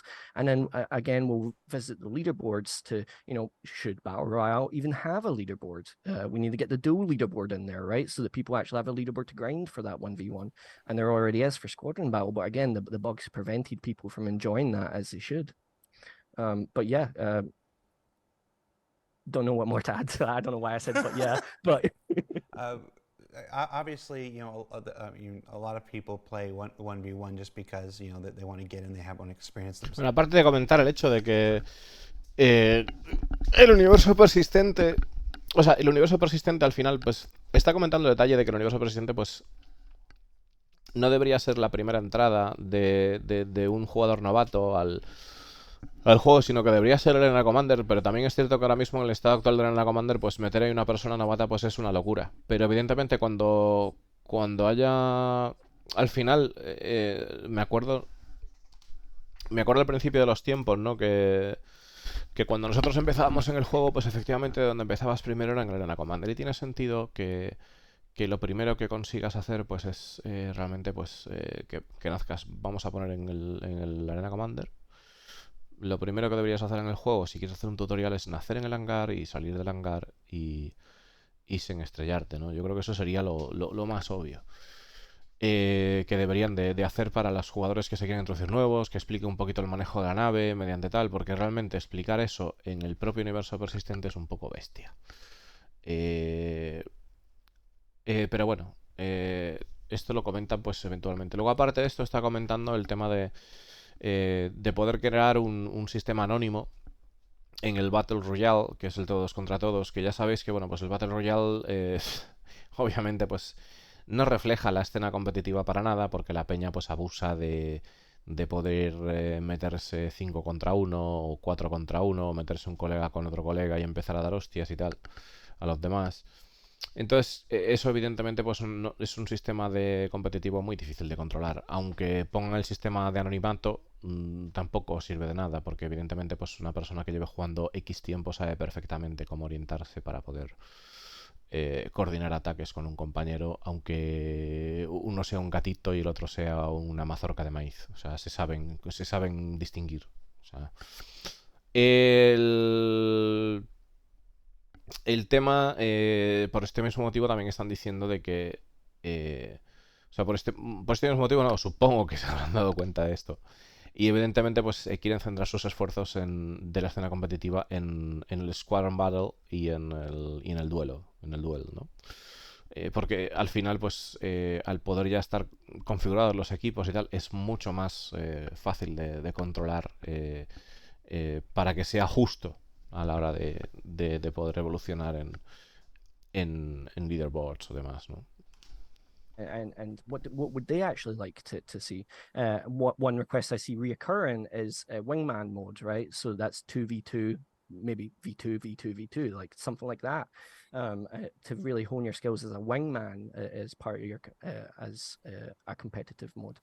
So we'd be up for exploring that in the future with experimental modes now that we have those.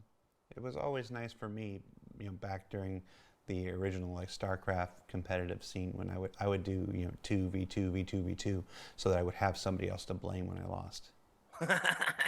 So Yeah, teamwork is essential. It gives the enemy somebody else to shoot at, right?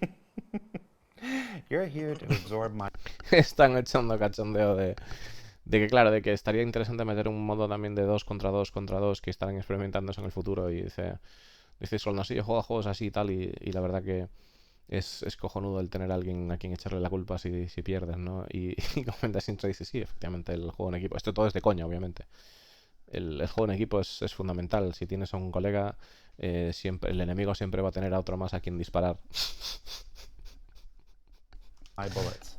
Exactly.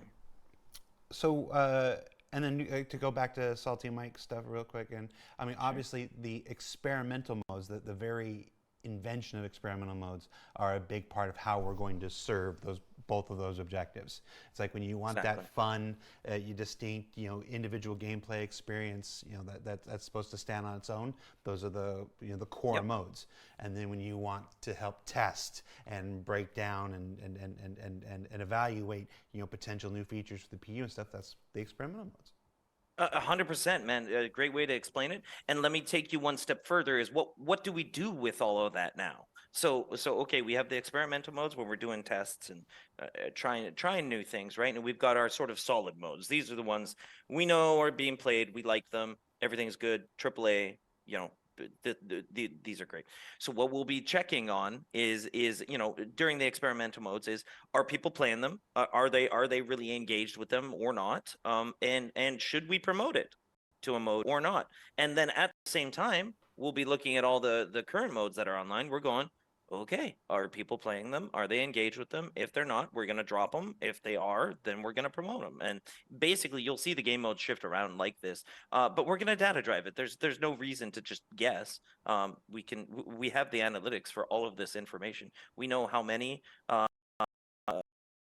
Pirates Warm versus how many people play racing versus. So we can make decisions according to that. So Claro, al final está diciendo de algo interesante, ¿no? El tema de que los experimental modes pues servirán para probar nuevos modos de juego que pueden ser atractivos, que su forma de trabajar va a ser el mirar también los modos de juego que están en la actualidad para ver si tienen éxito.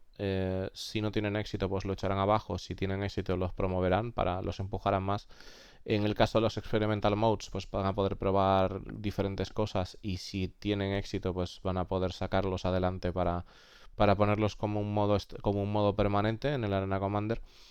Aparte de esto, pues está diciendo que no tienen que suponer nada o hacer suposiciones sobre o averiguaciones sobre, ¿no? Porque tienen datos, tienen números que pueden revisar para efectivamente saber cuántas personas están jugando a qué modos de juego, ¿no? Y para saber si esos modos de juego están teniendo el éxito, ¿no? I think it sets us up in a really nice framework to be able to do all this. We talked earlier about obviously wanting to be able to access Arena Commander from those sim pods that used to exist in the hangars. Place them on important stations like Seraphim or in landing zones and such like that. Access. Oh, clever name for what he's asking. He wants to know if we'll ever be able to access AC from basically anywhere, like just queue, for specific matches. Keep flying around in the PU and then queue and pop in and then pop back out and you're right back where you were. It's a great question. Yes, I want this, and I've talked to Chris about this on length. There's some tech that we need to get in place to make this possible. I had this whole concept, and this was again long back, even during Fire's Bright time, where like you could go into AC from the seat of your ship. It's funny because we actually had it right on the initial stages of AC. That's how you got into AC, was you got into your ship and then you went into Arena Commander. But yeah, what we want to set up is basically the same. Yeah, I feel like there has to be some considerations for the exploiting, though. Like your ship can't just disappear from the PU, or people will queue for matches and then go cause havoc, and then in the middle of causing havoc, accept their queue. Yeah, let me explain a scenario then. I don't think you log them out. Is the point? I don't think they log out of the PU. I think they're still there. So if you ever seen Black Mirror, there was a great episode anyways, where they would go into a VR, and basically they put this little thing on the side of their head and boom, they were out. They were like laying on their couch, and at one point in it, a little kid comes in and he's kicking the guy in his legs, and he gets this little notification, right? And then he comes back out and he's back in the world. And I love this concept of you sitting in your fighter ship. You're in quantum, right? You log out, you want to go, get the high score, you want to, race one of the circuits, whatever, while you're doing quantum, but you get a little beep, shut down whatever you're doing in Arena Commander, get back to, reality, and you're under fire from a bunch of pirates that interdicted you or something. I love that concept, and that's where we would love to take Arena Commander. Se está motivando que te cagas y me mola bastante. Está diciendo de sí, porque estaría genial. O sea, el hecho de poder meterse en el Arena Commander a través de la nave, que queremos que se pueda hacer eso, ¿no? Que de repente tú estás haciendo un Quantum Travel y te metes en el Arena Commander y luego resumes tus actividades, ¿no? Y le preguntáis bueno, pero habría que tener algún sistema para prevenir que la gente se lo ve fuera, ¿no? Para que no utilice eso como ventaja. Y dice, sí, de hecho, estuve viendo pues en un episodio de Black Mirror que dice, ¿no? Que el pavo pues se metía en realidad virtual metiéndose una movida en la cabeza, aquí poniéndose una historia en la cabeza. Que aparecía un chaval y empezaba a dar unas patadas y aparecía como un pitido, ¿no? De que algo estaba fuera interactuando. Entonces está diciendo que él le gustaría tener el mismo sistema, que la idea es pues efectivamente pues de repente estar haciendo un Quantum Travel y te metes ahora en la Commander para poder ahí conseguir tu puntuación y tal, y de repente pues ves como una especie de pitido, IPP o lo que sea, ¿no? De que te estás siendo atacado y de repente te metes al juego, al universo presente, sales de la simulación de la Commander y estás rodeado de un puñado de piratas ahí, ¿no? Que es algo que le encantaría ver en el juego. Commander 2, but obviously requires some pretty significant technology in terms of our server meshing and persistence to be able to keep those ships around whilst we boot up. And actually, I mean, since we're pontificating, and this, let me be clear, this is pontification. We are theory crafting here. This isn't a plan. This is an idea that we would love to get to, but the tech that it requires is significant. Having said that, though, Duncan, of course, and in every one of these so far, I think I've had a Duncan has tried a X. So Duncan has tried to have a standalone Arena Commander run in the past. Did you want to talk about that a little bit or no? I can say that, yeah, I did the test, and It putting kind of up works. Arena Commander as separate executable was one of the strategies I wanted to, would it even work, right? Is the load time acceptable? With all the performance upgrades that we've had in recent times, that the load times are incredibly fast now, and we're able to boot from nothing to arena straight into an Arena Commander game in about 40 seconds, which is pretty impressive considering it's booting up the entire game to do that. Yeah. Yeah, that was the test that I did. So Don't know if it'll go somewhere, but it's exciting nonetheless to see how fast things are improving in terms of load times. Yeah. And you'll see with 320 when you load into a map, it is ridiculously fast how fast you get into the action now. Whereas before, you might have a minute on a load screen for some of the maps. Yeah. It's important to add one of the stories we're going to tell in next quarter's up ISC is about prototyping and the process of prototyping and testing stuff.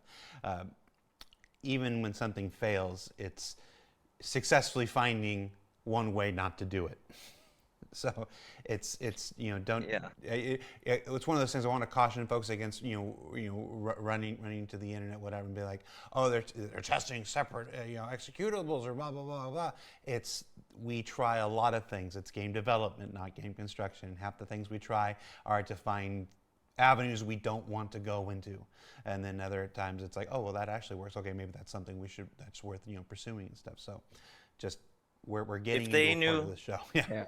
If they knew half of the stuff I've tried, I mean, we're getting into a part of the show now I'm that's telling going to you. be a bit more experimental and things we'd like to no, do. And not that kind of experiment. It's one of those things where a programmer is in a meeting and they hear a director or designer say something like, "Oh, it's probably not possible," That to a programmer, that's a challenge. I want to figure out how to do that, right?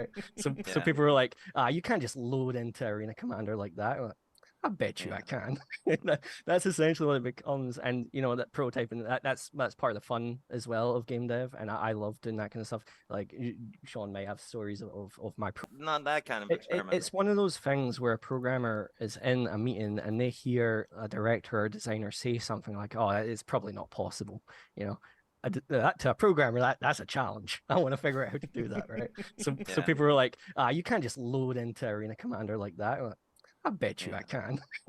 That's essentially what it becomes. And that prototyping, that's part of the fun as well of game dev. And I love doing that kind of stuff. Like Sean may have stories of my prototype folder that I have of just random things that I've tried throughout the years, and some of them became things. So the Pirate Swarm update that became, thanks to one of those videos that I made of just something I was experimenting with, and the new Vandal Swarm that's coming for 320 as well.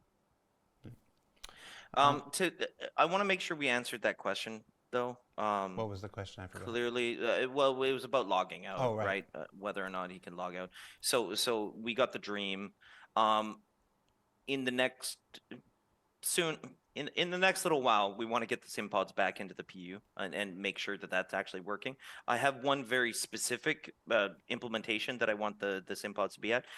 For every time that we have a racing map within Arena Commander and within the Persistent Universe, I'd like some sim pods to be around the Persistent Universe location, because that way, when you show up, you don't have to risk your ship for the first time. You can actually jump into the sim, you park your ship, lock it, jump into the sim pod and try it out, and then jump into your real ship and actually do it. So, but it's those kind of connective things that we want to do a lot more of. So, anyways, hopefully that.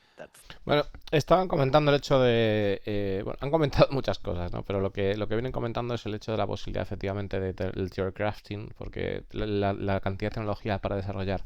O sea, que se necesita desarrollar para poder hacer posible el hecho de que efectivamente desde tu nave seas capaz de saltar el PU, que es o sea, a la arena desde el PU, estando lo que llama el PU, que es una locura, que Buntin estuvo haciendo cosas sobre sobre experimentos, ¿no? Sobre tratar de hacer esto.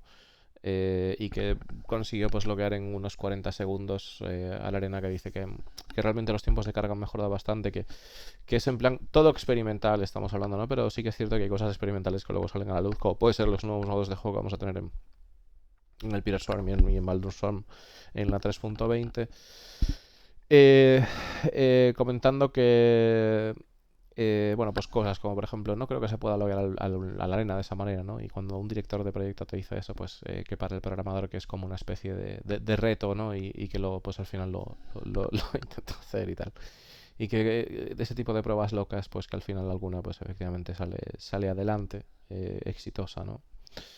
Pero esto es, ya digo, teorías, theory crafting y tal, o sea, es teorías, posibilidades, no es algo, vamos a decir sueños húmedos.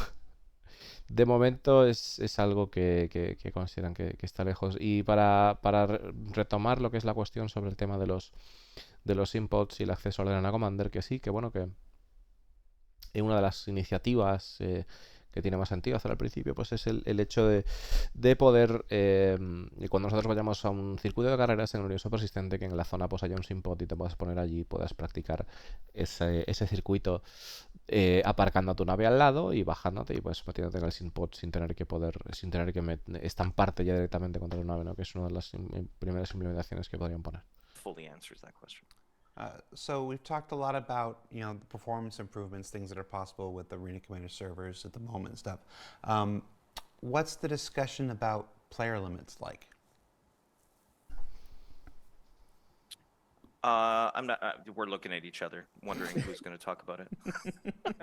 I can talk if you'd like. Go ahead. So, as some people might know, with the old Arena Commander that's currently live, you're locked to a maximum of 4 people in your squad. Whereas the game modes themselves, they vary in player limit. I believe elimination is 12 players or 24, one of the two. And squad and battles 16, I believe, 8 versus 8, right? But you can only bring 4 people as part of your squad. So the player limits are staying the same for now. Experimental modes, we're going to experiment with upping some player limits. We already did that for free 19, I believe. We upped the player cap of free flight from I think it was 12 to 24, and we got a lot of really good data from that. And players got to experience bigger org events inside free flight, right?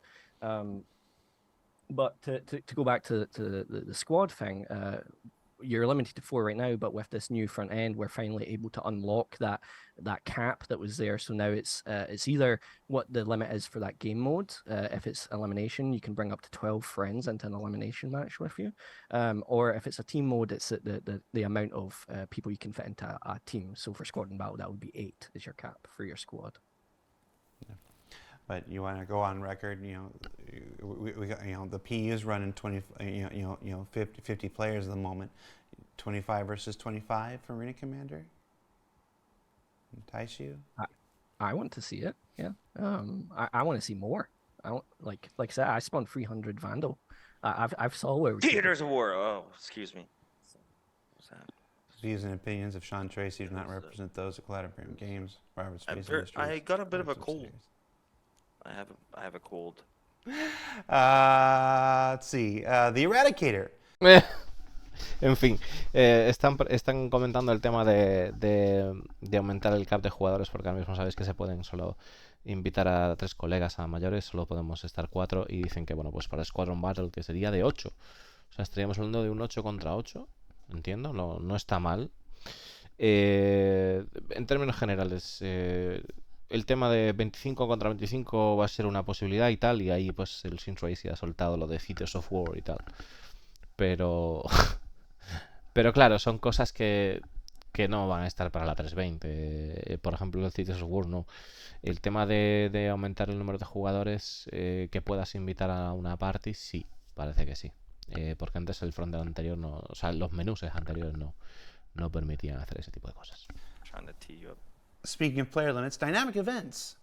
Could dynamic events become their own game modes in Arena Commander?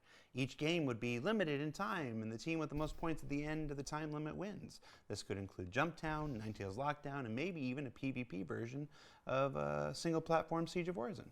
What do you think? He's got suggestions. I like it. I like it. And the nice thing about the pipelines that we've A ver, developed. un momento. Let's see. The Eradicator. Trying to tee you up. Speaking of player limits, dynamic events. Could dynamic events become their own game modes in Arena Commander? Each game would be limited in time, and the team with the most points at the end of the time limit wins. This could include Vale, sí. Jumptown, Ninetales Lockdown, and maybe even a PvP version of a single-platform Siege of Orison. What do you think? He's got suggestions. I like it. I like it. And the nice thing about the pipelines that we've developed here, being able to take the entirety of a PU location within, I mean, hours. It's super fast for us to be able to replicate. So it's quite nice. Makes a lot of sense to do these. So you do it the same way as an experimental to a degree. We would take an event if it was a super popular event. Let's say like Siege of Orison is perfect, right? Siege of Orison is a popular event. You know, everybody's playing it. Everybody still wants to play it. Maybe we put something similar to that into an experimental mode. If the engagement keeps up, then it turns into a fully fledged, game mode of itself. But this is all possible now, absolutely. And each one of these, anytime there's a scenario, and I hate to go here one more time, but anytime there's a scenario, I always call it like very similar to what a theaters of war is when there's a scenario. That's what we've always called a theater of war within Arena Commander. Any plan to add this from Vladian Valir? Any plan to add training modules for other gameplay besides combat and racing? Things like mining, salvaging, bounty hunting, escaping from bounty hunters, just other gameplay besides racing and fighting. Yeah, so when Free 18 first went out, I saw something fascinating, which really opened my eyes to what free flight can eventually become. And that was that the PU went down. It wasn't available for a good, at least couple hours, I think. But that was when salvaging came out, right? And players really wanted to salvage. So their solution, instead of going to the PU, they went to Arena Commander. I would hop into a match, or I'd go on Twitch or something and open up a stream, and they're salvaging in Arena Commander. I'm like, damn. That's something we should be accommodating, right? And that goes for mining and all these other gameplay loops. And that, mining, let's put some minables in there. If they don't want to go for the PU for now, they want to just do a quick little test in the Arena Commander, hop in, hop out. We can supply a simple mineable in Broken Moon, say, and they can just fly up and do their mining gameplay. It's not going to have the progression that the PU has, and that you go off and sell those things. But you'd be able to experience that gameplay and practice that gameplay before going through all the jumps and hoops to do that in the persistent universe. So yeah, if expanding free flight to accommodate all these things, maybe not the bounty hunter stuff.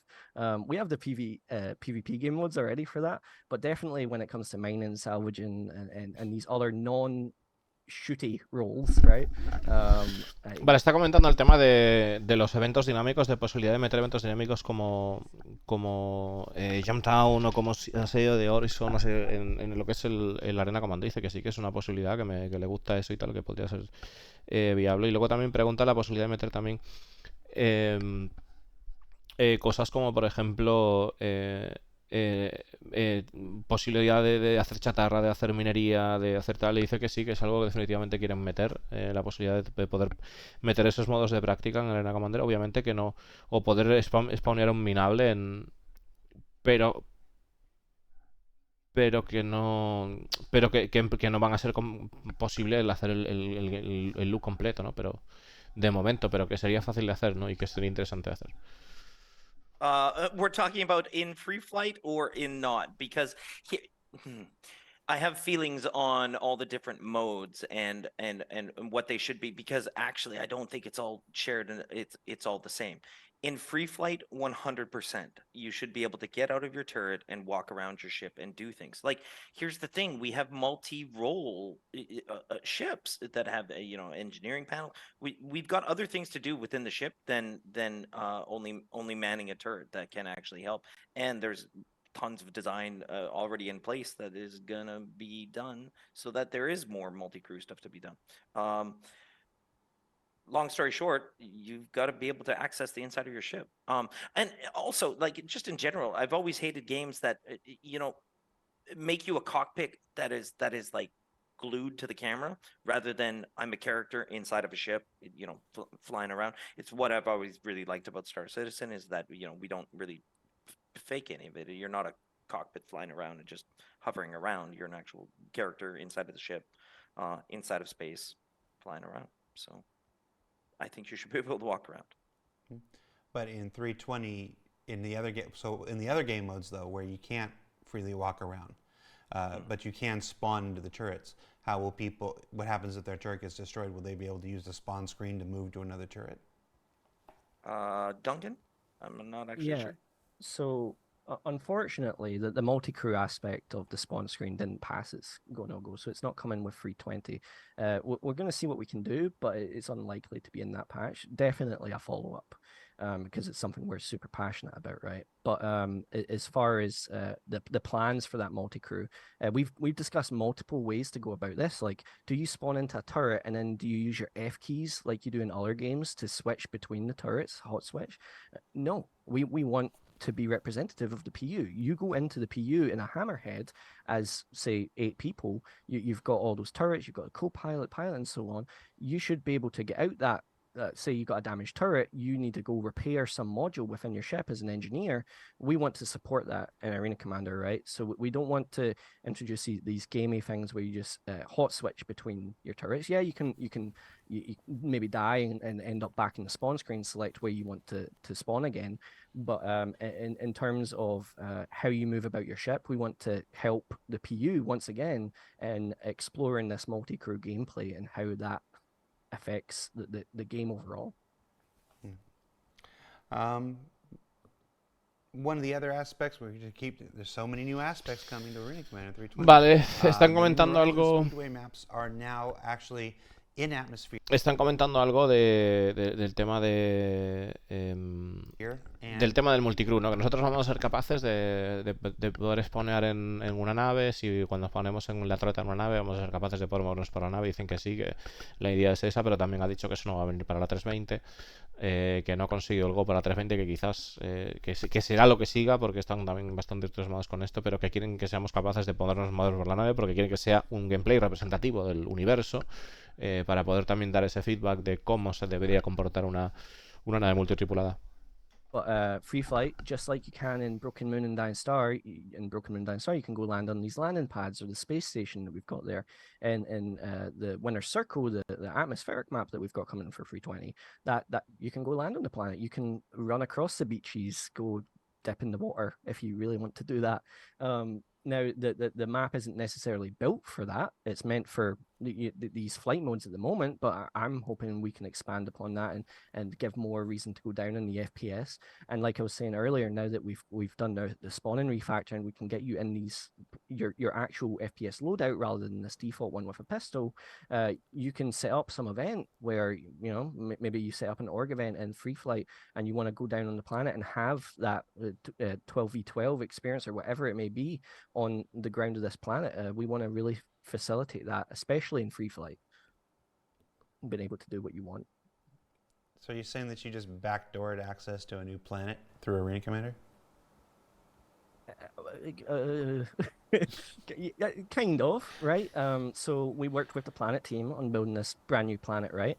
But it takes a lot more work to get a planet ready for the PU than it does for Arena Commander. For Arena Commander, we can be like, you're going to be generally above the tree line. You're going to be fighting a distance from this and that, and we can contain you within an area if we need to be. So we say that to the planet team, and like, all right, this is what we can achieve. We can get this close to bringing green to life.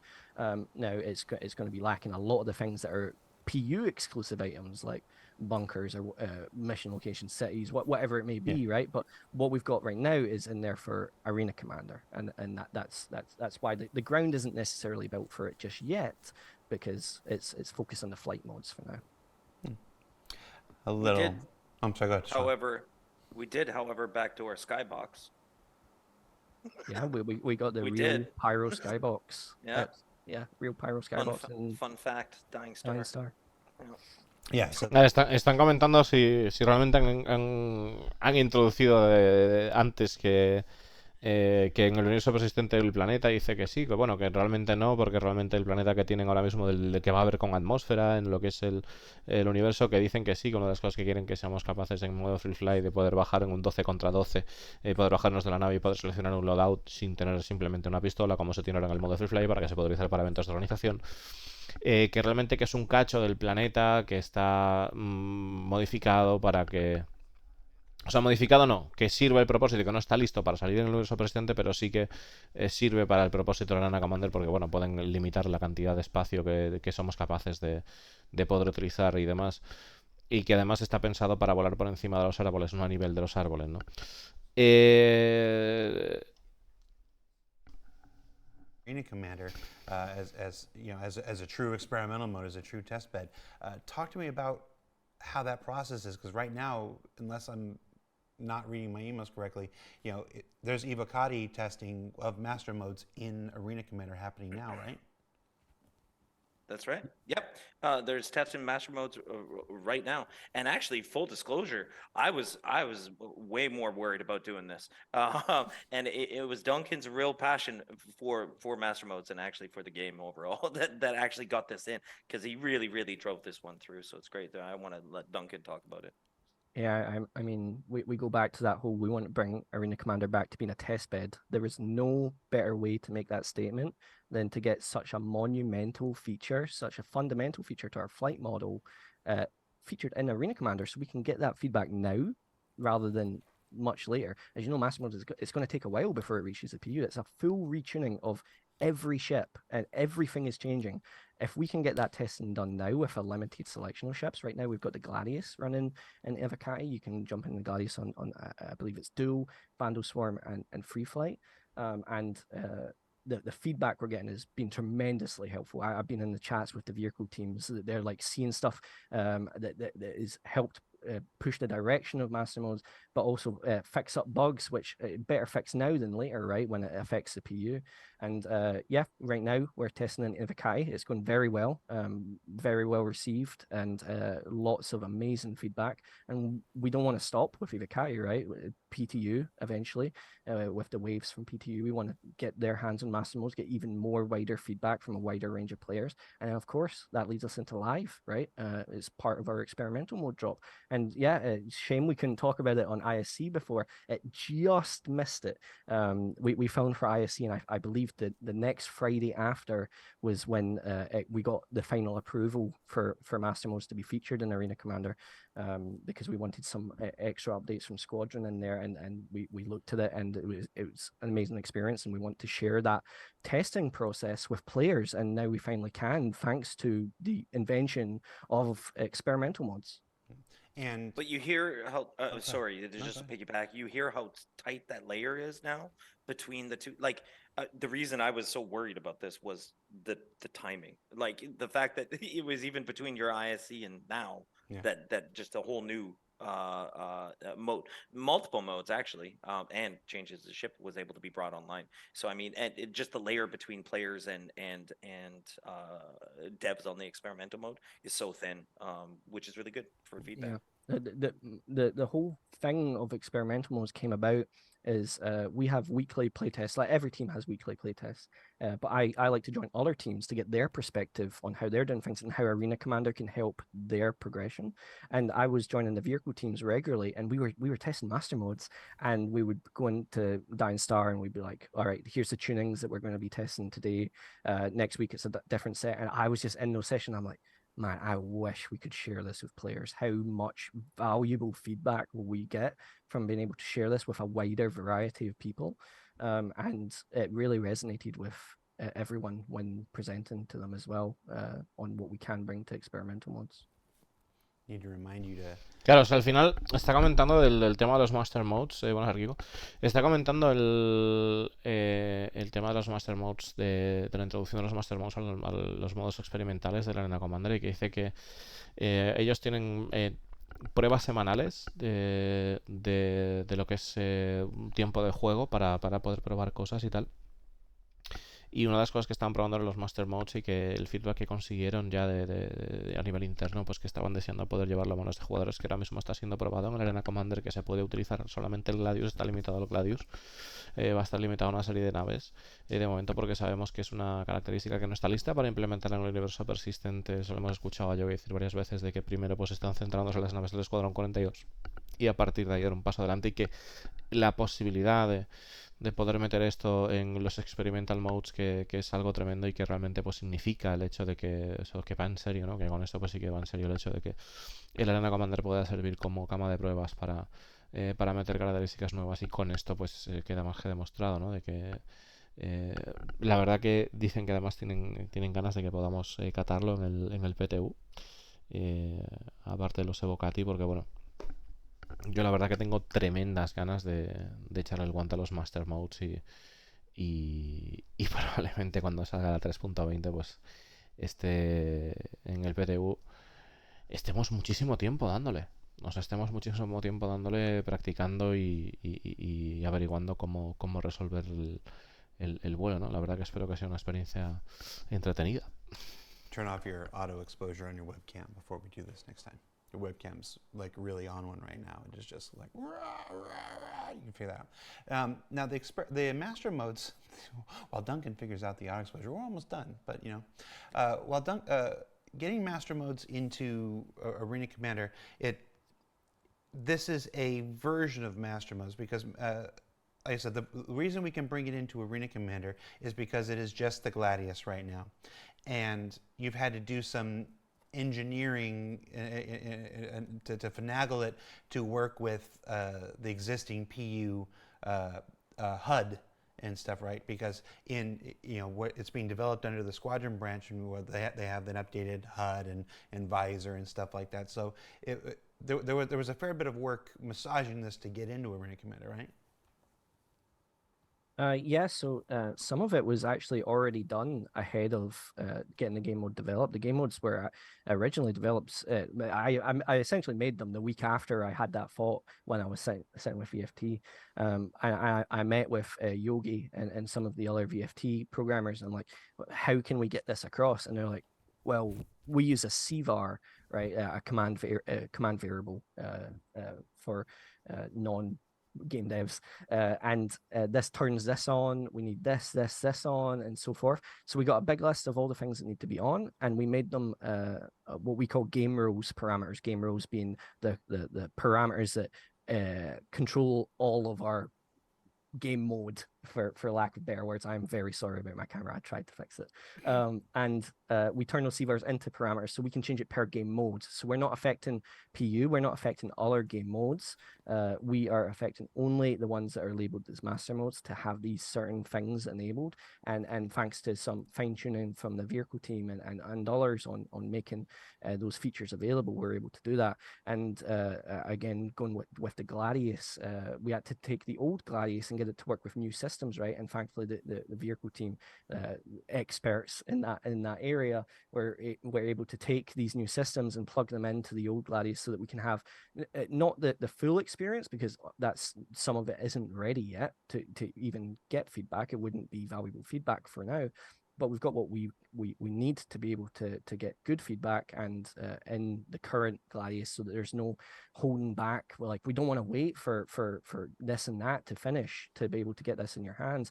Once it's in an acceptable state where we can assess that feedback and benefit from it, that's when we want to push it out, and now is that time. All right, we've only got a few minutes left. Let's see if we can squeeze a couple more questions in here. So one of the new game modes is Tonk Royale. Our first ground vehicle combat is coming to Arena Commander in 320 with the Nova Tonk. It's Tonk, by the way, and if you don't know why, ask your elders. This landscaper has a question about destructible environments. Will things like a chain link fence stop our 70-ton tanks in Arena Commander? Oh, it's such a pet peeve, and chain link fences. You could have small trees will stop you. Little rocks. Not forever, of course not. We're working internally on quite a large I want to call it a refactor of our damage system, and it's called Maelstrom, and it's probably been talked about on Jared. I'm not sure how much or not Maelstrom has been discussed. Never. Okay, it doesn't matter. It's not really an NDA or an internal thing. It's just an internal system that we call Maelstrom, and what it's going to be is our physical damage, and how that all works together. So basically, it's destructibles. It's how the ships break apart. It's how characters break apart. All these things. So yeah, we want to make sure that things that are in those levels with the tanks, especially with ground vehicles, in any of these scenarios, because it's not just tanks, it's the Ursa really shouldn't be stopped by things. All those should be physicalized within the world. Now, it's a little easier for us to do this within Arena Commander than it is within Star Citizen. Not in terms of making the asset. I mean in terms of persisting it, in terms of, think about it, right? You've got a whole bunch of chain link fences, you got to run them over, then you've got to persist the fact that they're all actually falling down. There's a whole bunch more extra work to be done in Star Citizen to scale it across everything. But in Arena Commander, I think you can expect as much, that fences come down, and small tweaks and things that you would expect not to stop you don't stop you with an Arena Commander. Let's see. Dear Anything that wrecks the gameplay. Chris Roberts. Oh no, it happened again. Maelstrom. Yeah, it doesn't mean anything. All right. Bueno, están comentando el tema del Maelstrom, que realmente pues sí que estaba puesto. Sí que lo hablaron de él en un reporte mensual. Porque dice Discord que nunca hablaron de esto y tal, pero sí que hablaron de esto en un reporte mensual. Es el tema de cómo se manejan los destructibles, las físicas del juego, ¿no? De cuando se destruyen los vehículos, partes de los vehículos o las partes de los personajes, y también pues luego exportar esto a lo que es el mundo, ¿no? Y comentan el tema de que un tanque pues pueda arrollar una valla es decir, la mítica escena en la que el puto tanque se queda atascado en una farola, ¿verdad? No tiene sentido. En fin, que es algo que eventualmente se irá solventando y que definitivamente pues dice que en la Arena Commander vamos a poder esperar que eso ya suceda. Quizás no esté todavía la posibilidad de escalarlo a todo lo que es el universo persistente, pero sí que en la Arena Commander pues que no te vas a quedar atascado en los objetos que no deberías de quedarte atascado con. We got time for two more questions. Especialmente con el tanque. Let's do two more questions. This one doesn't have a name on it. What experimental mode would you like to see most in Arena Commander? Aparte estaba comentando el tema del Gladius, de que tuvieron que hacer una adaptación de las nuevas tecnologías implementadas al actual Gladius para poder ver los Master Modes, que es algo que ya veremos en su momento y que podremos comentar de forma detallada, en serio, cuando le podamos echar las manos en el PTU. You want to go first, Sean? No. No. Oh. Hey guys, it's already been like an hour and 7 minutes. Should we just stop it here? I feel like the show's going kind of long. If you want me to stop the show here, give me some ones in chat. Give me some ones in chat and we'll just stop the show here. Anyone, some ones in chat?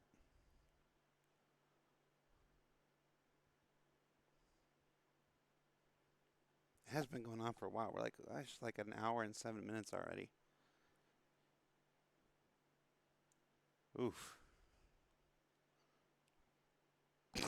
Wands. All right.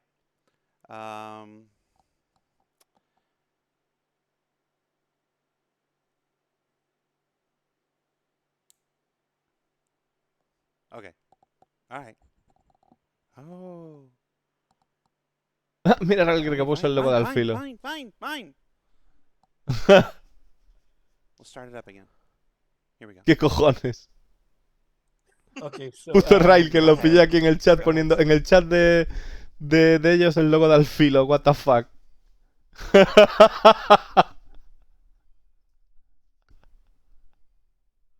for me, He knows. Okay, I'll go first, and then I'll let Sean. The Arena Commander team is made up by people that are super passionate about modding in games. Like a lot of us come from modding backgrounds, myself included. So I resonate a lot with the old Counter-Strike game mods, Gun Rush being heavily inspired by that, right? So that's a personal favorite of mine. But I want to explore some more out-the-box ideas along similar lines, but like more out the box, right? I've always wanted asymmetrical teams or multiple teams, something along those lines. The first thing that comes to mind is Infection, where you've got 1 versus 50 or something like that, and that one is like super powered. Be it maybe it's FPS, but maybe it's not, maybe it's one tank versus 50 guys just running about. Who knows? I want to experiment with asymmetrical gameplay and maybe multiple teams as well, things like that. I can see the footage now of one tank just mowing through 50 people and like Star Citizen, Arena Commander. That's the dream. Sean? That's the dream. Yeah. Well, Theaters of War. That's one of them. But beyond Theaters of War, what I'd like to see is actually it's funny, similar to Duncan, Goliath mode.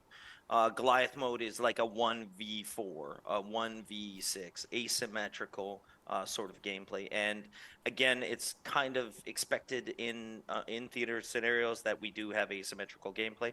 But yeah, something like a Goliath mode I think is really cool. Fun modes like that. And then the last question is, of course, Theaters of War. It seems like a natural fit. That the whole idea of it would make for an excellent experimental mode. Are we doing it? What's the plan here? Yes, for my heart. Oh my goodness. I need this. I need this for my soul. I need this to go to the experimental mode. No, no. Me cago en la puta. Momento. The bright new future. CyberspaceIndustries.com. Guys speak Arena Command, put some focus on. It's the third. Unlock the potential of all the things that simply need commons of it. My goodness. I need this. I need this for my soul. I need this to go to the experimental mode, the exact map, Crossroads of Crime, that we had been developing and continue to develop and kept in decent enough shape that it can be wrapped up and it can be shipped. So we want to get that done and get that into an experimental mode. We want to get it done. All right. Anything you want to add, Duncan? Yeah, I mean, El tema de... near and dear to my heart. Spent many years. El tema de las pruebas que quieren hacer y tal, que son rollo... Quieren hacer pruebas con modos de juego asimétricos. Porque dice, ¿qué es lo que más te gustaría meter en los modos experimentales? Obviamente también Theaters of War. Y luego le hace la pregunta además de Theaters of War, que va a ser una cosa así, por mi salud, por mi alma. Va a ser algo que va a salir. En fin. Working on it. And it's one of those things we play tested it every single week with the company, and it's one of those things I look back on, similar to my experience with the vehicle team, is that why aren't players involved? That there is shortcomings of it, but with experimental modes, hopefully we can have that caveat. We can bring the player cap down. We want to target 50 plus or whatever it may be players, but for now we're going to try 20 because the performance is more acceptable, and so on and so forth. But yeah, that we need to get it out there, right? It's been in the burner in the cooker for far too long, right? Mm-hmm. Players just need to experience it. We need to continue developing it, and part of stage 1, laying the foundations, which we've been experiencing up till 320, is all about getting those critical refactors that we're maybe holding some critical things back with Theaters of War and other things that we want to work on, and we simply needed to take that time, do those refactors, and then we can visit the big exciting things, right? Yeah. Because otherwise, everyone wants to work on the big exciting things. That's a given. No one really wants to do these fundamental refactors of very low end code that doesn't give immediate results. But now that we finally have done these things and they're coming to a close this year, we can unlock the potential of all the things that we want to do, and including that is Theaters of War. Yeah. And Duncan said it, and the way I said it was my appetite at this point for cuts and chops to make it so that we can get this, so that it's shippable, so that we weren't just having everything that we wanted and we weren't making any cuts and we weren't going to move anything. No, we want to get this out to the players now.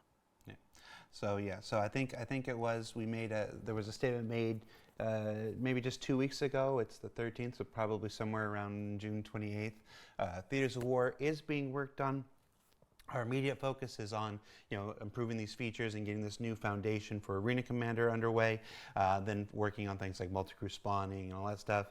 But as for the TOW game mode itself, we want to bring it back to a playable state, because you can't leave it too long. Things decay. You can't ignore it for too long. You don't want it to fall into disrepair, and it just can't be used. So the team's going to return back and put some focus on that, and with the hope of returning as an experimental mode in the sometime future. I'm not going to say any period of time. We know better than that now, don't we, Sean?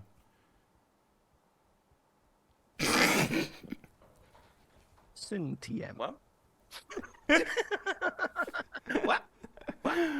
All right. So, thanks for hanging out with us. Thanks for watching this episode of Star Citizen, perhaps not so live. I'm your host, Jared Huckabee. That was Sean Tracy and Duncan Bunting, two members of the brilliant Arena Commander feature team. Real quick, we did it during the segment. Let's shout out everybody else. It's what? It's Mark Abent. It's Kirk Tomei. Who else am I forgetting? Sam? Sam Boss, Adrian Sam Boss, I Torres. almost called him his last name. Yeah, his old one. We've got Ricky, our QA. We've got Simon and Bren in the UK. Soon Brian is joining us. Corwin, our producer. Yep.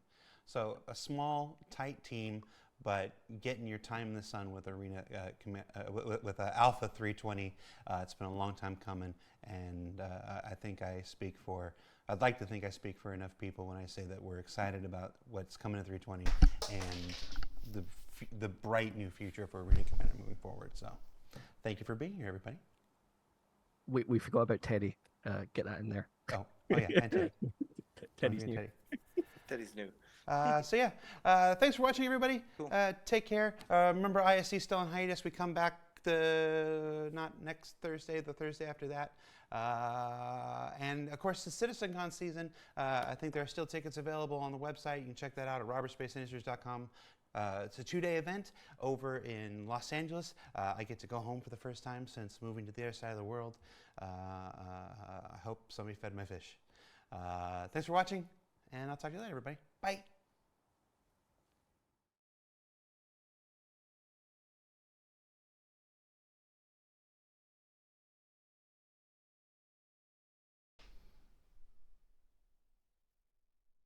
Ya.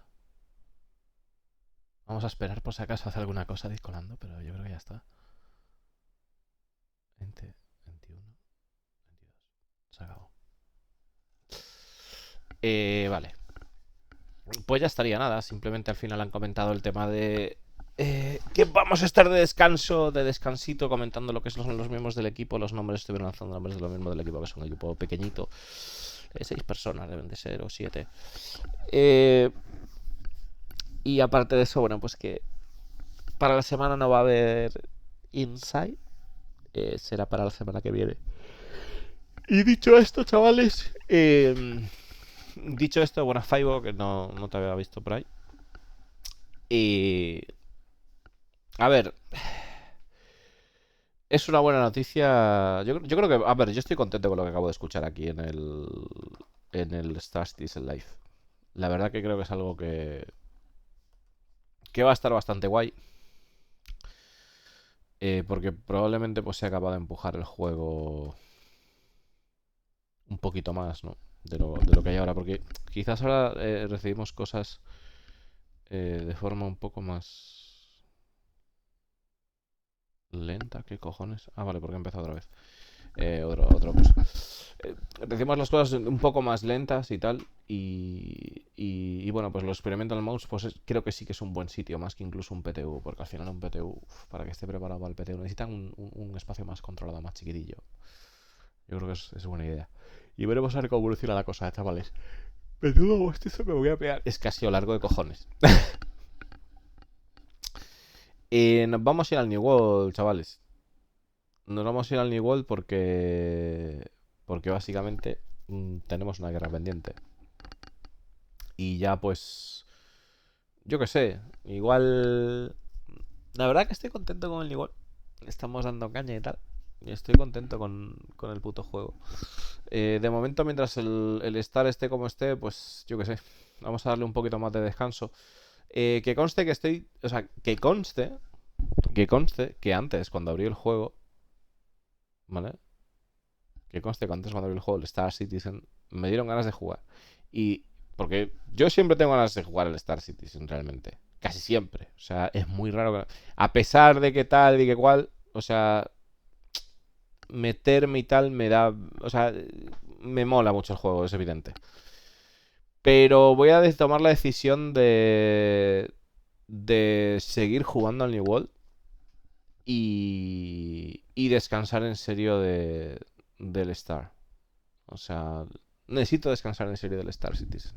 Ya es una cuestión de que necesito descansar del juego. Y punto. O sea, porque está... Porque no. O sea, voy a descansar del juego un poco. Aún así, no creo que aguante par de una semana sin jugar. Pero bueno. Vamos al New World y tacatá. Vamos a cambiar esto aquí. Que además tenemos una guerra ahora, chavales. En breves tenemos una guerra. ¿Cómo se hace esto? Eh,